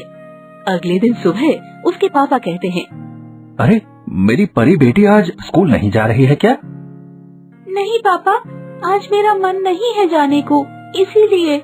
अरे कोई बात नहीं बेटा, वैसे भी रोज आप स्कूल जाती हो, आज नहीं जाओगी तो कोई बात नहीं, मैं भी आज काम पर नहीं जाऊंगा और अपनी परी बेटी के साथ रहूंगा। पापा, मैं आराम करना चाहती हूँ, मेरे सर में दर्द है, इसीलिए। पीहू अपने पापा से दर्द का बहाना करके प्रतियोगिता में भाग न लेने का था। पीहू के पापा इस बात को समझ रहे थे। वो पीहू के साथ पढ़ने वाले दोस्त के घर जाकर पूछते हैं, अरे महक, आज पीहू स्कूल नहीं जा रही है। ऐसा पहले कभी नहीं हुआ कि वो स्कूल ना जाए। वो मुझसे कुछ छुपा रही है। तुम बताओ, स्कूल में कोई बात हुई थी क्या? महक, जो पीहू की दोस्त थी, उन्हें सारी बात बताती है। पीहू के पापा स्कूल जाकर प्रिंसिपल से मिलते हैं और कहते हैं, साहब, मेरी बेटी भी आज होने वाली प्रतियोगिता में भाग लेना चाहती थी, लेकिन उसकी टीचर ऐसा नहीं चाहती। साहब, मेरी बेटी आर्ट में बहुत होशियार है। ये देखिए, ये उसने कितने अच्छे अच्छे चित्र बनाए हैं, फिर भी उसे इस प्रतियोगिता में भाग नहीं लेने दिया जा रहा है। उसके साथ ये भेदभाव क्यों हो रहा है? सिर्फ इसलिए कि वो एक काली लड़की है। प्रिंसिपल पीहू के द्वारा बनाए सारे आर्ट को देखते हैं और कहते हैं, देखिए सर, ऐसी कोई बात नहीं है। मैं इसी समय आपकी बेटी पीहू से मिलना चाहता हूँ। उसे मैं अभी बुलाता हूँ। लेकिन साहब, वो तो आज स्कूल नहीं आई है, क्योंकि सारे बच्चे प्रतियोगिता में भाग ले रहे हैं और जो इस प्रतियोगिता की असली हकदार है वो भाग नहीं ले रही। इस दुख के कारण वो घर पर ही है। प्रिंसिपल सर उनके साथ पीहू के घर आते हैं और पीहू को रोता देख कहते हैं, पीहू बेटा, इधर देखो। सर, आप यहाँ? हाँ बेटा, आप चिंता ना करो, आप इस कॉन्टेस्ट में हिस्सा जरूर लोगे और मुझे पूरा यकीन है कि तुम मेरा और हमारे स्कूल का नाम जरूर ऊंचा करोगी और अपने टीचर को अपनी विद्या का असली रूप भी दिखाओगी। प्रिंसिपल सर उसे घर में एक पेपर पर आर्ट बनाने को कहते हैं। पीहू भी एक सुंदर सी आर्ट बनाकर उन्हें दे देती है और वो उसे लेकर स्कूल आ जाते हैं। टीचर भी क्लास से बच्चों के आर्ट के पेपर लेकर प्रिंसिपल सर को दे देती है। प्रिंसिपल सर उन्हीं पेपर में पीहू की आर्ट भी रख देते हैं। अगले दिन जब आर्ट प्रतियोगिता के विनर का नाम घोषित होता है तो सारा स्कूल और टीचर हैरान रह जाते हैं। वो विनर पीहू थी। उसकी आर्ट पूरे डिस्ट्रिक्ट में टॉप आती है और उसे पूरे डिस्ट्रिक्ट लेवल पर सम्मानित किया जाता है। उसकी ये कामयाबी देखकर प्रिंसिपल टीचर से कहते हैं, चौंकिए मत, मैंने पीहू को इस प्रतियोगिता में भाग दिलाया था। अरे उसका रंग काला है, इसलिए आपने उसे इस प्रतियोगिता में भाग नहीं लेने दिया और अपने पसंद के स्टूडेंट को आगे किया। लेकिन आज इसका काला रंग पूरे डिस्ट्रिक्ट में सूरज की तरह चमक रहा है। रंग काला होने से उसकी प्रतिभा काली नहीं होती। ये बात आप आज समझ गई होंगी। प्रिंसिपल की बातें सुनकर उसकी टीचर शर्मिंदा होकर पीहू और उसके पापा से कहती है, पीहू, मुझे माफ कर दो। मैंने तुम्हें हमेशा अपनी क्लास में अलग व्यवहार किया, लेकिन आज तुमने ही हमारे स्कूल का नाम पूरे डिस्ट्रिक्ट में ऊंचा किया। इसके लिए हमें तुम पर नाज है। सच में तुम अपने पापा की एक परी हो और असल में स्वभाव में मुझसे भी सुंदर। सभी टीचर उसकी खूब तारीफ करते हैं और उसके पिता का भी सम्मान करते हैं। नानकपुर नाम का एक सुंदर गांव था। उसी गांव में भोलू अपनी पत्नी कमला और 2 बच्चों के साथ रहता था। भोलू इतना गरीब था कि कभी कभी उसका चूल्हा भी नहीं जलता और दोनों भूखे ही सो जाते थे। लेकिन भोलू का दिमाग बहुत तेज था। वो एक बार में ही सब सीख जाता था। एक बार की बात है, उसकी पत्नी कमला उससे कहती है, सुनो जी, घर में 2 दिन से कुछ नहीं बना है और बच्चे भी बहुत भूखे हैं। कोई मांगने से भीख भी नहीं देता गांव में। क्यों ना आप बनिया सेठ के यहाँ काम पर लग जाओ। अरे भाग्यवान, क्या कह रही हो? वो बनिया सेठ की आदत तुम्हें पता नहीं है क्या? अरे वो गरीबों पर जुल्म करने में सबसे आगे है। अरे जरा भी काम बिगड़ जाए तो वो हाथ जला देता है और तुम मुझे उस नर्क में जाने को कह रही हो। लेकिन इसके सिवा कोई और रास्ता भी तो नहीं है। गांव के ज्यादातर लोग वही काम करते हैं। आप थोड़ा बच्चों को तो देखिए, भूख के मारे सूख के कांटा हो रहे हैं। भोलू अपने बच्चों को देखता है और गरीबी से मजबूर होकर बनिया सेठ के यहाँ काम पर चला जाता है और बनिया सेठ से कहता है, सेठ जी जयराम जी की। हाँ ठीक है, बोलो क्या काम है? अरे बिना दाम के मैं कोई काम नहीं करता। जल्दी बोलो क्या काम है। हाँ। सेठ जी, मेरे बच्चे 2 दिन से भूखे हैं, कुछ खाने को मिल जाता तो अच्छा होता। बनिया सेठ अपनी पत्नी को आवाज लगाता है। अरे भाग्यवान, अरे कहाँ हो? अरे वो कल रात का बासी खाना इसको दे दो, जिसमें वो छिपकली गिर गई थी ना।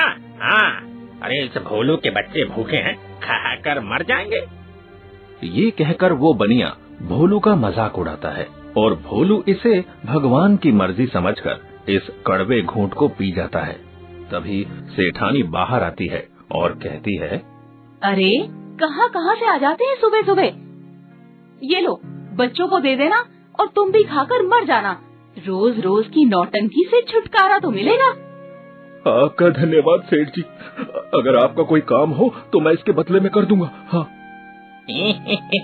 अरे फ्री में तो मैं अपनी मैल भी ना दूं, काम तो करना पड़ेगा भाई तुझे इसके बदले में। क्या काम है सेठ जी? मैं कर दूंगा। मेरे ये जूते साफ कर दो और इन्हें अपने सिर पर रख लो। जब मेरे पैर के जूते गंदे हो जाएंगे तब इन गंदे जूतों को अपने सिर पर रख लेना। और सुन, ये काम रोज कर सको तो आ जाना हवेली पे, समझा? भोलू बनिया सेठ की बातों का बुरा नहीं मानता है, क्योंकि उसकी गरीबी की रेखा इस बदनामी से कई गुना बड़ी थी। वो खुशी खुशी इस काम को करता, जिसके बदले में बनिया उसको कुछ रुपए भी देता। सुनो जी, आप ये काम मत करो, गांव में हर तरफ हमारी हंसी उड़ाई जा रही है। भाग्यवान, तुम लोगों की बातों पर ध्यान न दो। लोगों का काम तो ऐसे ही हंसी उड़ाना है, हमें अपनी बेटी को पढ़ाकर अफसर बनाना है। भोलू ऐसे ही दिन रात बनिया सेठ के यहाँ काम करता रहा, अपनी इज्जत की फिक्र ना करते हुए। एक दिन भोलू ने बनिया सेठ से ज्यादा रुपए की मांग की और कहा, सेठ जी, मैं आपके यहाँ कई दिनों से काम कर रहा हूँ, आज थोड़े ज्यादा पैसों की जरूरत आन पड़ी है मुझे। अरे भोलू, इतने ज्यादा पैसों का क्या करेगा तू? अरे कोई व्यापार करने जा रहा है क्या? नहीं सेठ जी, बेटी को पढ़ाना है शहर में, इसके लिए उसकी फीस देनी है। अरे भोलू, क्या करेगा बेटी को पढ़ाकर? भाई, जैसे तू मेरे जूते अपने सिर पर ढोता है, वैसे ही वो भी हमारी गाय भैंसों का गोबर उठा लेगी। अरे क्यों चिंता करता है तू? भोलू सेठ की बात समझ जाता है। वो बनिया सेठ के यहाँ रहकर व्यापार करने के तरीकों को सीख गया था और कहता है, सेठ जी, आप पैसे ना दो तो मुझे अपनी गाय भैंसों का गोबर ही दे दिया करो। हाँ। बनिया सेठ की पत्नी को बहुत जोर से हंसी आती है और वो कहती है, अरे भोलू, जो मैं तुझे रोज बासी रोटी देती हूँ, उससे मन भर गया क्या, जो अब बच्चों को गोबर खिलाने की सोच रहा है? सेठ और सेठानी दोनों हंसते हैं। भोलू उनकी बात का बुरा नहीं मानता है और गोबर लेकर रोज चला जाता है।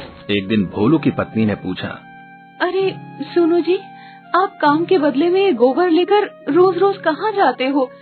घर गोबर से नहीं, पैसों से चलता है। ये बात आप भूल क्यों जाते हैं? और बच्चों को भी पढ़ाना है, इसके लिए तो पैसों की जरूरत है, ना कि गोबर की। भोलू कमला की कोई बात नहीं सुनता और रोज बनिया सेठ की गाय भैंसों का गोबर ले जाता। भोलू को देखकर सभी गांव वाले उसका बहुत मजाक उड़ाते और उस पर हंसते। भोलू रोज की तरह गोबर लेकर गया, लेकिन शाम को घर नहीं लौटा। उसकी पत्नी कमला सेठ जी के पास गई।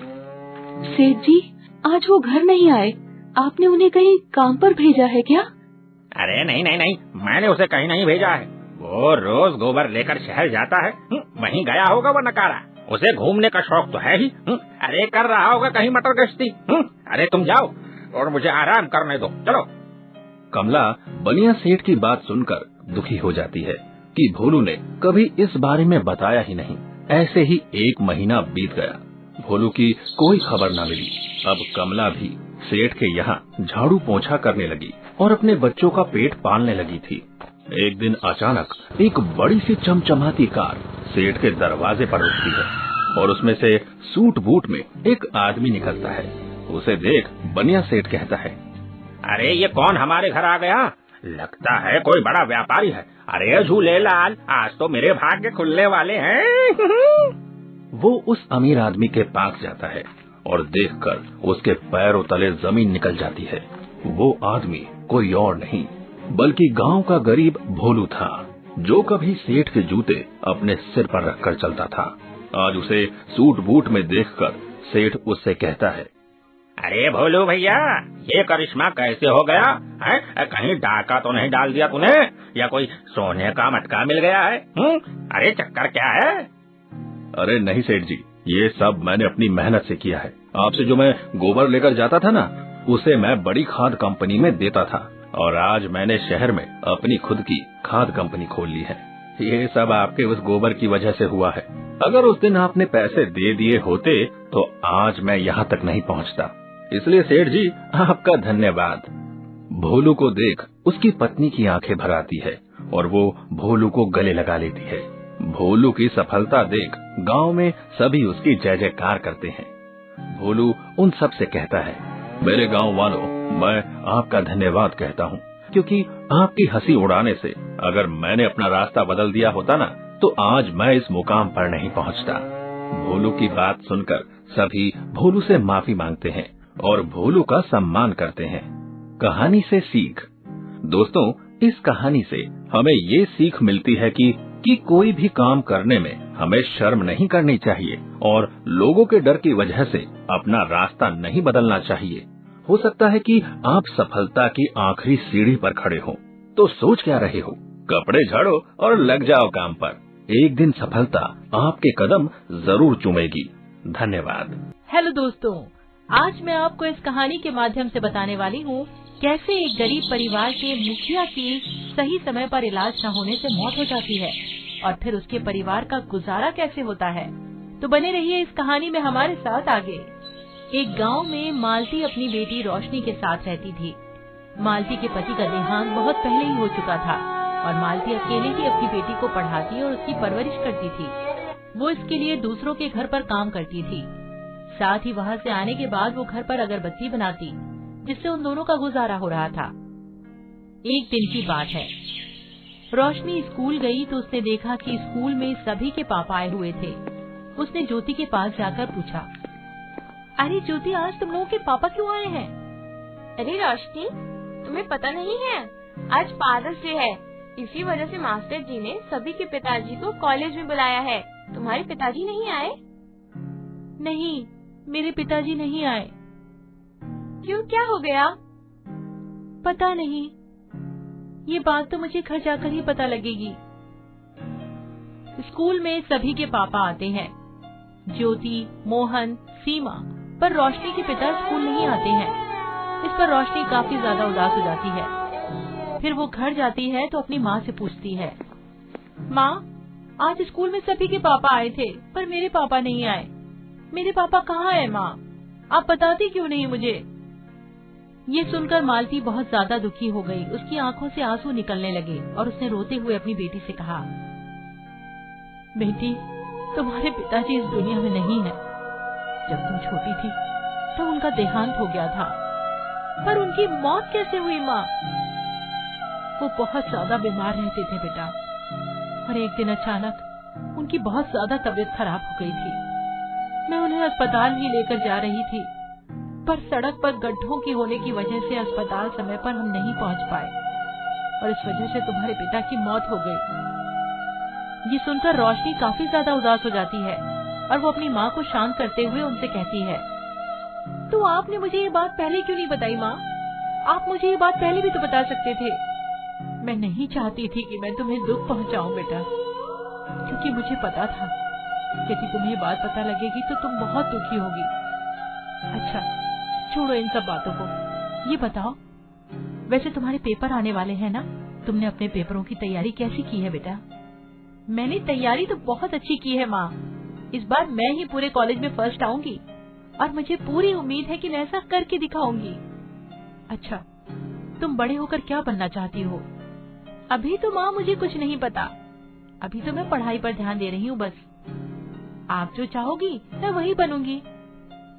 बेटा, फिर तुम पढ़ लिख कर कलेक्टर बनना, हाँ? क्योंकि तुम्हारे पिता की मौत गांव की सड़क खराब होने की वजह से हुई थी, क्योंकि गांव की सड़कें ठीक नहीं थी और हम अस्पताल समय पर नहीं पहुंच सके। डॉक्टरों ने जब तुम्हारे पिता को देखा तो उन्होंने उन्हें मृत घोषित कर दिया। यदि तुम कलेक्टर बनोगी तो तुम अपने गांव की सड़क और जिले का विकास कर पाओगी। आप चिंता मत कीजिए माँ, मैं खुद भी कलेक्टर बनना चाहती हूँ, क्योंकि स्कूल जाने में मुझे बहुत ज्यादा दिक्कत होती है और कभी कभी तो मैं स्कूल बहुत लेट पहुँचती हूँ। मुझे बहुत खुशी है कि तुम फर्स्ट आओगी, क्योंकि मैं तुम्हारी मेहनत से अनजान नहीं हूँ। मुझे पता है कि तुम कितनी मेहनत से पढ़ती हो। नहीं माँ, आपकी मेहनत के आगे मेरी मेहनत कुछ भी नहीं है। आप दूसरों के घर पर काम करती हो और इसके बाद घर आकर अगरबत्ती भी बनाती हो। मुझे ये सब अच्छा नहीं लगता है, इसलिए मैं पढ़ाई करती हूँ, जिससे बड़े होकर मैं कलेक्टर बनूं और आपके सपनों को साकार कर सकूं। हाँ, तुम चिंता मत करो, वैसे भी अब कुछ ही दिन बचे हैं। तुम बड़ी हो जाओगी और मेरे दिन आराम से बीतने लगेंगे। वो कैसे माँ? मैं समझी नहीं। वो ऐसे कि जब तुम कलेक्टर बन जाओगी तो फिर मुझे काम करने की जरूरत ही नहीं पड़ेगी। ये सुनकर रोशनी बहुत खुश हो जाती है और इसके बाद वो फिर से पढ़ाई पर ध्यान देने लगती है। धीरे धीरे समय गुजरता है और समय के साथ रोशनी के पेपर पास आ जाते हैं। और फिर एक दिन जब रोशनी कॉलेज में पेपर देने जाने के लिए तैयार ही हो रही होती है, तभी बड़ी बारिश होने लगती है। में पानी भर जाता है। उसे जाने में बहुत ज्यादा दिक्कत। इस पर उसकी माँ मालती उससे कहती है, अरे बेटी, तुम कॉलेज कैसे जा पाओगी? यदि तुम कॉलेज नहीं गई तो तुम्हारा पेपर छूट जाएगा। हाँ माँ, आप एकदम ठीक कह रही हैं। यदि ये सड़क पर गड्ढे नहीं होते तो मैं आराम से कॉलेज चली जाती, पर यदि मैं कॉलेज नहीं गई तो मैं फेल हो जाऊंगी और मेरी सारी मेहनत बेकार चली जाएगी। तुम चिंता मत करो, मैं कुछ न कुछ इंतजाम करती हूँ। चलो ऐसा करते हैं, हम लोग जंगल के रास्ते से चलते हैं, वो शॉर्टकट भी है और इससे हम लोग जल्दी कॉलेज भी पहुँच जाएंगे। पर माँ, जंगल में तो बहुत सारे जंगली जानवर होंगे। तुम चिंता मत करो, बस भगवान पर भरोसा रखो। चलो। इसके बाद वो दोनों जंगल के रास्ते से कॉलेज के लिए निकल जाती हैं। जंगल जाते समय उन दोनों को काफी डर लग रहा होता है, क्योंकि जंगल में काफी भयानक जानवरों की आवाजें आ रही थी। पर वो दोनों भगवान का नाम लेकर जंगल में आगे बढ़ती रहती हैं। जंगल को वो पार करने ही वाली होती है, तभी उनके सामने एक शेर आ जाता है। शेर को देखकर वो दोनों बहुत ज्यादा डर जाती हैं और मालती अपनी बेटी से कहती है, बेटी तुम पीछे हो जाओ, मैं शेर का मुकाबला कर लूंगी। नहीं माँ, आप पीछे रहिए, ये शेर हमें खा लेगा। शेर को देखकर दोनों काफी डर गई थी और रोशनी सड़क के गड्ढों में घुसने लगी।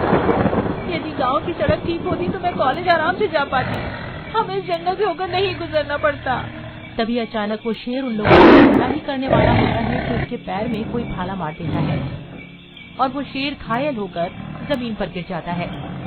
जब वो दोनों पीछे देखती हैं तो उनके पीछे एक शिकारी होता है और फिर वो शिकारी उन दोनों से कहता है, तुम दोनों ठीक तो हो ना? हाँ, हम दोनों ठीक हैं। मैं एक शिकारी हूँ और इस जंगल में शिकार खेलने आया करता हूँ। वैसे तुम लोग इस जंगल में क्या कर रही हो? अब क्या बताऊं भैया, आज मेरे पेपर हैं और अचानक ये बारिश होने लगी, जिस वजह से सड़कों पर पानी भर गया है। यदि सड़क सही होती तो मैं सड़क से ही चली जाती, पर इन गड्ढों की वजह से मुझे जंगल से जाना पड़ रहा है। हाँ, ये तो तुम बिल्कुल ठीक कह रही हो। इन गड्ढों की वजह से सड़कों पर हमेशा पानी भरा रहता है, जिससे आने जाने में लोगों को काफी तकलीफ होती है। यदि कोई कलेक्टर आ जाए तो हमारी नई सड़क बन जाए। आप चिंता मत कीजिए भैया, मैं जैसे ही कलेक्टर बन जाऊंगी सबसे पहले मैं इसी सड़क को बनवाऊंगी। ये सुनकर शिकारी बहुत ज्यादा खुश हो जाता है और वो उन दोनों को जंगल से बाहर निकाल देता है और मालती और रोशनी आराम से कॉलेज पहुंच जाती हैं। और कॉलेज पहुंचने पर रोशनी अपने सारे पेपर बहुत अच्छी तरह से करती है और पेपर हो जाने के बाद जब रिजल्ट का दिन आता है तो रोशनी रिजल्ट लेने कॉलेज जाती है। तो मास्टर जी क्लास में आते हैं और सभी बच्चों से कहते हैं, मुझे बहुत खुशी है कि आज तुम लोगों का रिजल्ट आ गया है और मैं तुम्हारा रिजल्ट आया हूँ, पर सबसे पहले मैं उसे रिजल्ट दूंगा जो क्लास में फर्स्ट आया है। और ये कहकर मास्टर जी रोशनी को अपने पास बुलाते हैं और रोशनी से कहते हैं, मुझे बहुत खुशी है कि तुम क्लास में फर्स्ट आई हो और आगे भी ऐसे ही फर्स्ट आती रहोगी और बड़े होकर तुम अपना सपना पूरा करोगी। जी मास्टर जी, मैं ऐसा ही करूँगी और मैं अपने देश और अपने गाँव का नाम रोशन करूँगी। और इसके बाद रोशनी अपना रिजल्ट लेकर घर आ जाती है और घर आने के बाद वो अपनी माँ से कहती है, माँ मैं कॉलेज में फर्स्ट आई हूँ और अब मैं कलेक्टर बनने के लिए अप्लाई करूँगी और आपके सपनों को साकार करूँगी। और मैं जल्द ही कलेक्टर बन जाऊंगी। अच्छा, ये तो बहुत खुशी की बात है कि तुम कलेक्टर बनने वाली हो और तुम मेरे सपनों को साकार करोगी। तुम्हारे पिताजी की आत्मा को भी शांति मिल जाएगी। इसके बाद रोशनी कलेक्टर बनने की परीक्षा देती है और वो उसमें फर्स्ट आती है। इसके बाद वो कलेक्टर बन जाती है और जब वो पहली बार गांव में आती है तो उसका बहुत अच्छी तरीके से स्वागत किया जाता है।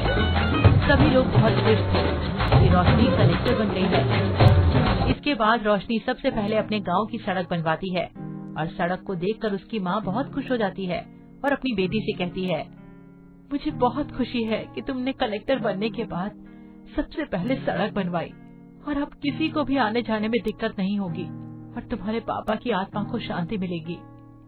हाँ माँ, आप एकदम ठीक कह रही हैं। अब हर कोई आराम से कहीं भी आ जा सकता है, चाहे वो बच्चा हो या फिर कोई बूढ़ा।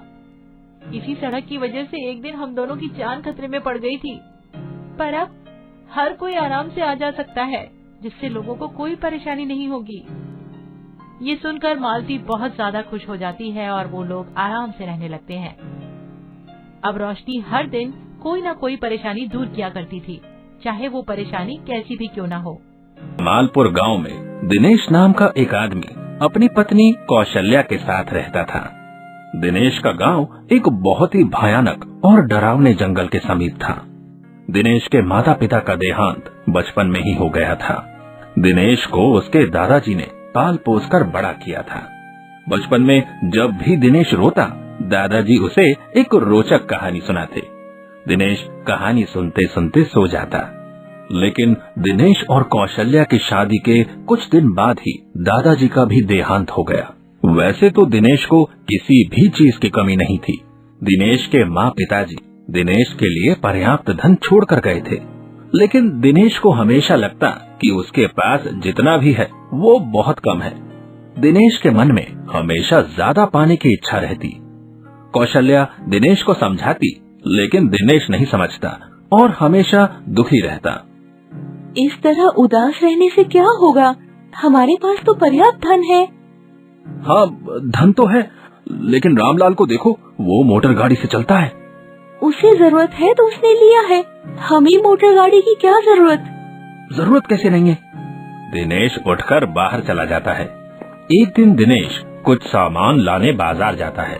सामान लेकर आते आते दिनेश बहुत थक जाता है।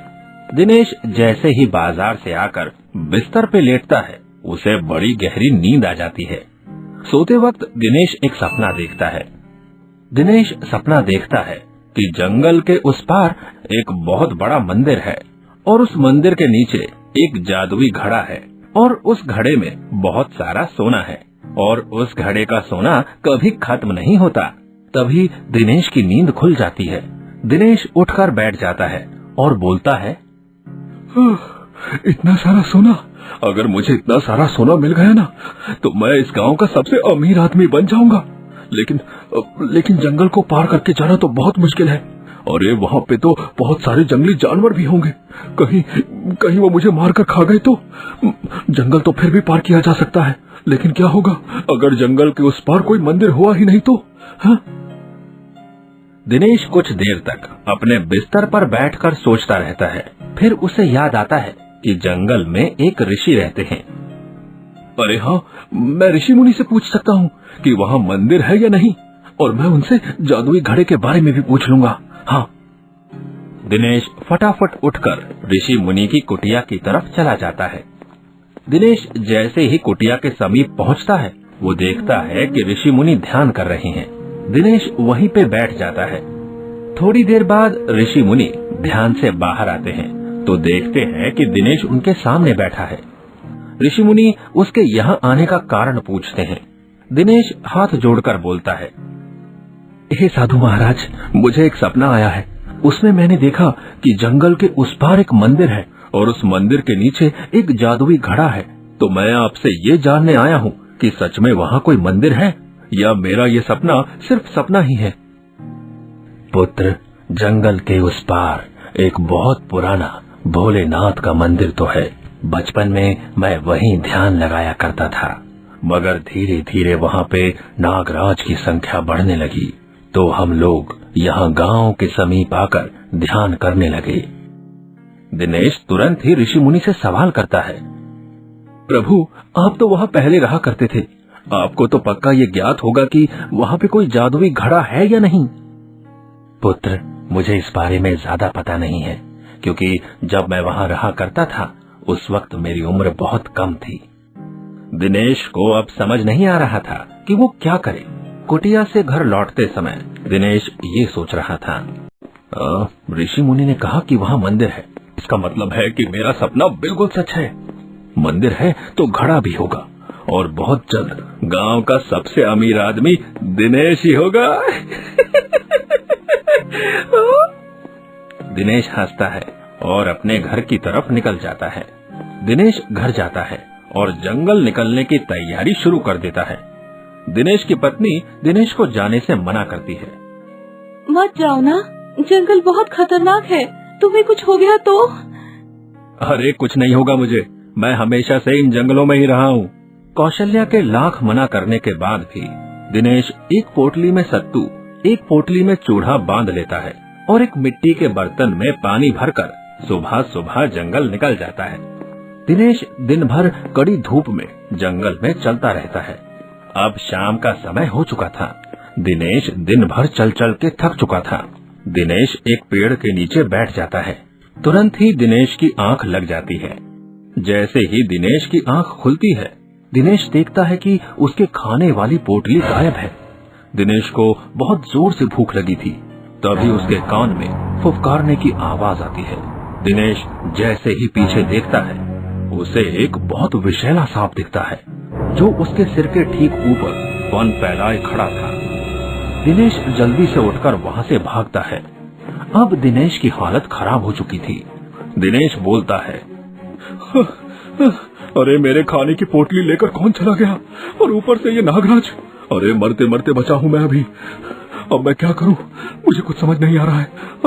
अरे भूख भी बहुत जोर से लगी है और मंदिर भी कहीं नजर नहीं आ रहा है। अरे लगता है कि मैं इस जंगल में ही मरने वाला हूँ, भगवान। दिनेश चारों तरफ अपनी नजर घुमाता है।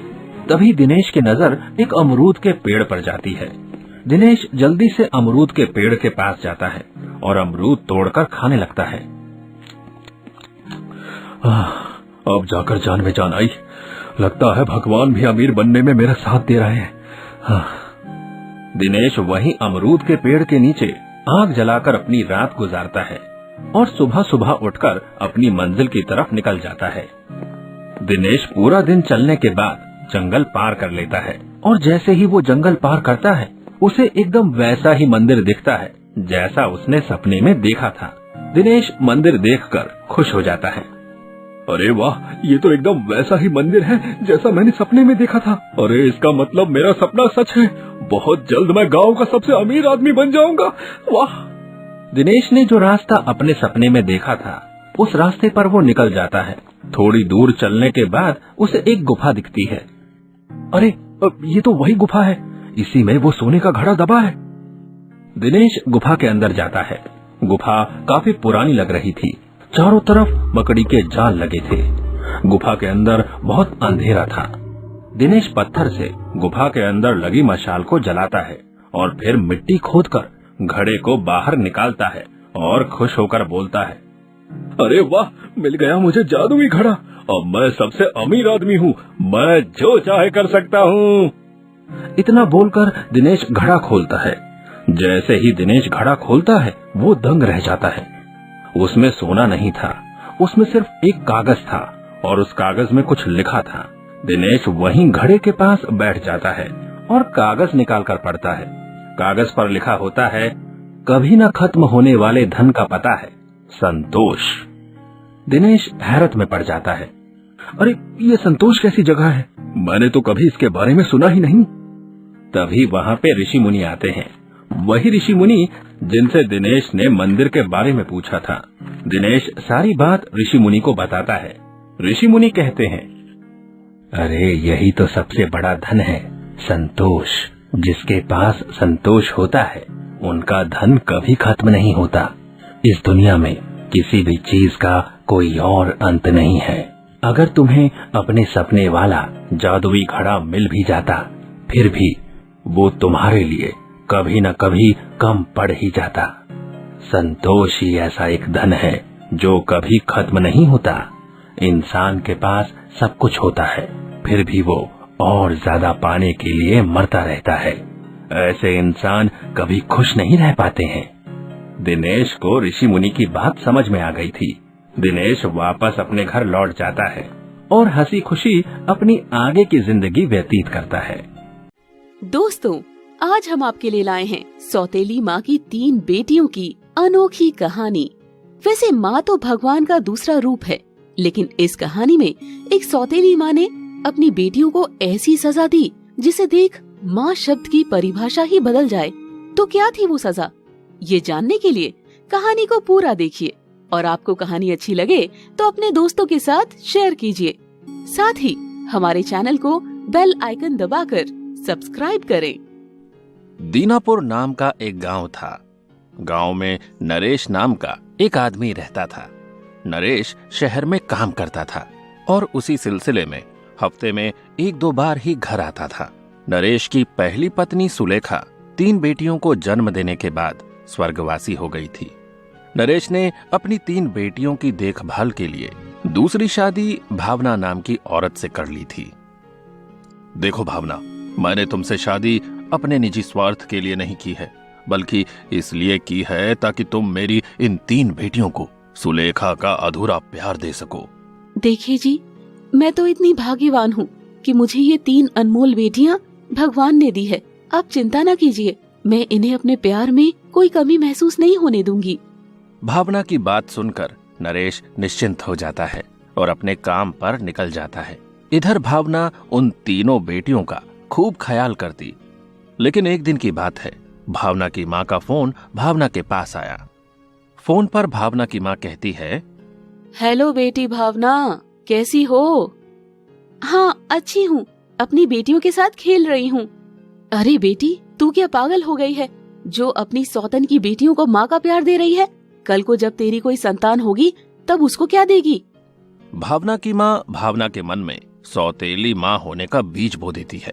उस दिन के बाद से भावना नरेश की बेटियों से नफरत करने लगी और वक्त के साथ जब वो 3 बेटियां थोड़ी बड़ी हुई तो भावना ने अपना रुख उनके लिए और सख्त कर लिया। उमा, जो कि नरेश की पहली बेटी है, वो कहती है, माँ, आज खाने में खीर बनाओ ना। उसके बाद रमा, जो कि उनकी दूसरी बेटी है, वो कहती है, नहीं माँ, आज राजमा चावल बनाओ। और आखिर में सना, जो कि उनकी तीसरी बेटी है, वो कहती है, नहीं माँ, आज तो मैं पूरी सब्जी खाऊंगी। उन तीनों की बात सुनकर भावना को बहुत क्रोध आता है और वो गुस्से में रसोई से बेलन लेकर आती है और कहती है, मैं क्या तुम्हारी नौकरानी लगती हूँ जो फरमाइश पे फरमाइश किए जा रही हो?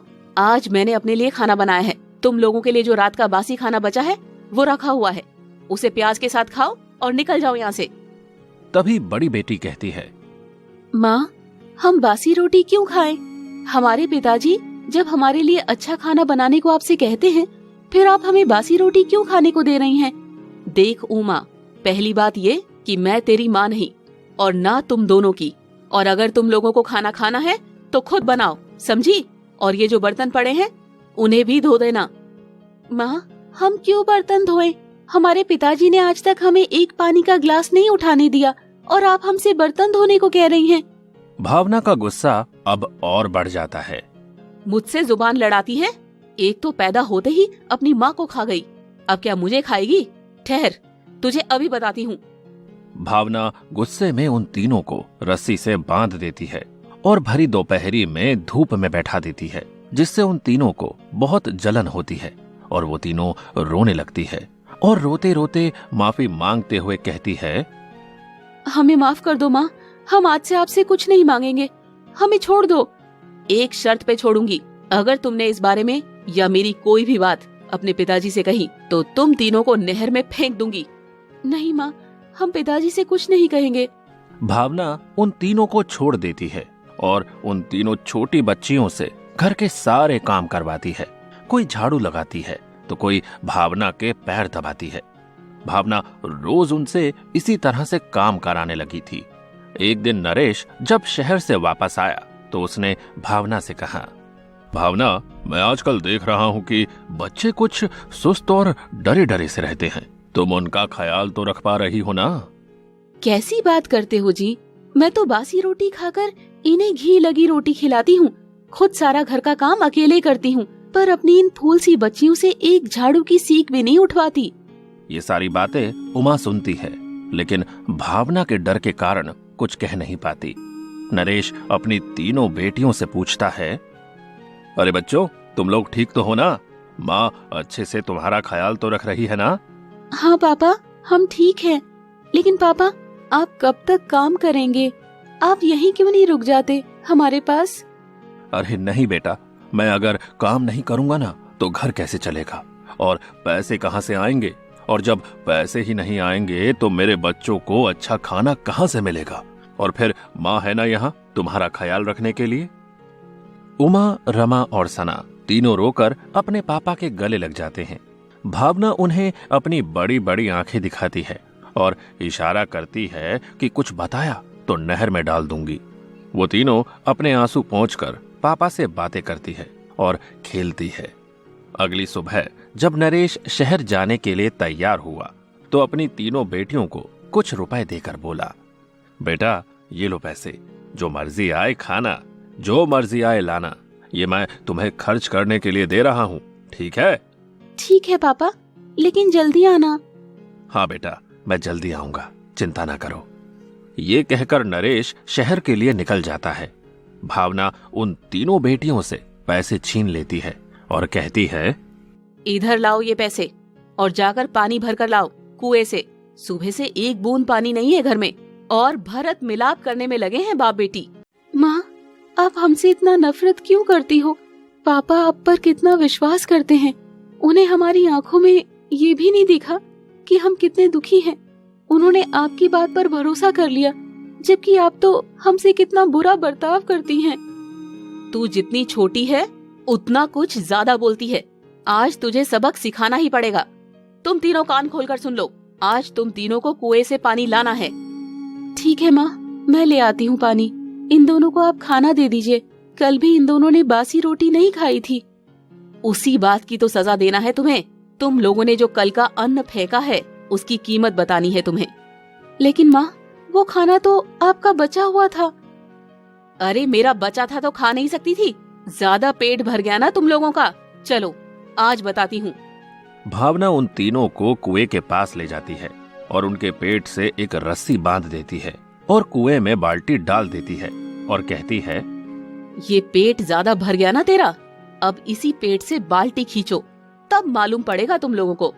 तभी गांव की एक भाभी कहती है, अरे दीदी, इतना जुल्म न करो कोमल बच्चों पर। बेचारे हमेशा तुम्हारी ही बातें करते हैं, बहुत तारीफ करते हैं तुम्हारी, लेकिन तुम तो इन पर बड़ा जुल्म कर रही हो। नरेश भाई को पता चला तो बहुत गुस्सा करेंगे। मैं क्या डरती हूँ उनसे? और अगर तुम्हें ज्यादा दर्द हो रहा है ना तो ले लो इन्हें गोद। खुद तो अपनी सास को पानी तक नहीं देती हो, यहाँ ज्ञान झाड़ रही हो। अपना काम करो जाके। भावना उस पर चिल्ला देती है और अपनी 3 बेटियों से पेट के बल पानी की बाल्टी कुएं से खिंचवाती है। वो बेचारी तीनों दर्द के मारे बहुत चिल्लाती है। इधर रमेश अपनी बेटियों की तस्वीर देखता है तो वो तस्वीर हाथ से छूटकर जमीन पर गिरकर टूट जाती है। रमेश समझ जाता है कि उसकी बेटियों पर कोई संकट आया है। वो फौरन गांव वापस आता है और वहां का नजारा देखकर उसके होश उड़ जाते हैं। वो गुस्से में कहता है, भावना, नागिन, ये क्या कर रही है तू? तूने मेरी फूल सी बच्चियों पर इतना जुल्म किया। अरे आप वापस कैसे आ गए? आप गए नहीं? नहीं, शायद मेरी बच्चियों की आह ने मुझे जाने नहीं दिया। ये मेरा खून है। इन पर जब आँच आती है तो मुझे दर्द होता है, लेकिन नागिन तू, इन पर जुल्म करते हुए तेरे हाथ नहीं कांपे? नहीं नहीं, ये तो तीनों खुद ही कह रही थी कि माँ, मैं आपको ऐसे पानी भर के दिखाती हूँ। अरे चुप हो जा तू औरत है या डायन? अरे आज अगर यहाँ तेरी संतान होती ना तो तू क्या उनसे भी यही खेल करवाती है जो आज तूने मेरी बेटियों से करवाए हैं? अरे मैंने तुझे देवी समझा था, लेकिन तू तो डायन है। मेरे बच्चों ने आज तक जब भी मैं घर में आया हूँ तेरी शिकायत तक नहीं की, जबकि तू उन पर इतना जुल्म करती रही। अरे तू तो माँ बनने के भी काबिल नहीं है। मैं तो अपने बच्चों के लिए एक माँ लाया था, लेकिन तुमने तो माँ शब्द की परिभाषा ही बदल दी। अरे इसलिए अब मैं अपने बच्चों पर तुम्हारी छाया नहीं पड़ने दूंगा। हाँ, इसीलिए मैं बच्चों को लेकर जा रहा हूँ। गांव के सभी लोग भावना को बड़ा बुरा भला कहते हैं। भावना को अपनी गलती का एहसास होता है। वो पूरे गांव के सामने माफी मांगती है। मुझे माफ कर दीजिए, मुझसे भूल हो गई। भगवान के लिए मुझे अपने से दूर न कीजिए, माफ कर दीजिए। माफी? अरे माफी मुझसे नहीं, मेरी बेटियों से मांगो जिनको तुमने दर्द दिया है। अरे लोग तो इन्हें नवरात्रों में पूजते हैं, देवी माँ मानते हैं। अरे तुमने तो देवी माँ को भी नहीं छोड़ा। भावना उन 3 बेटियों से माफी मांगती है। तभी उमा कहती है, माँ, माफी मत मांगिए, आप तो हमारी माँ हैं। आपका अधिकार है हमें डांटने का। आप घर चलिए माँ, मैं आपके ऊपर लोगों को हंसते नहीं देख सकती माँ। उमा की ये बात सुनकर भावना उन तीनों बेटियों को गले लगा लेती है और हंसते हुए अपनी बेटियों और पति के साथ एक बार फिर घर में प्रवेश करती है।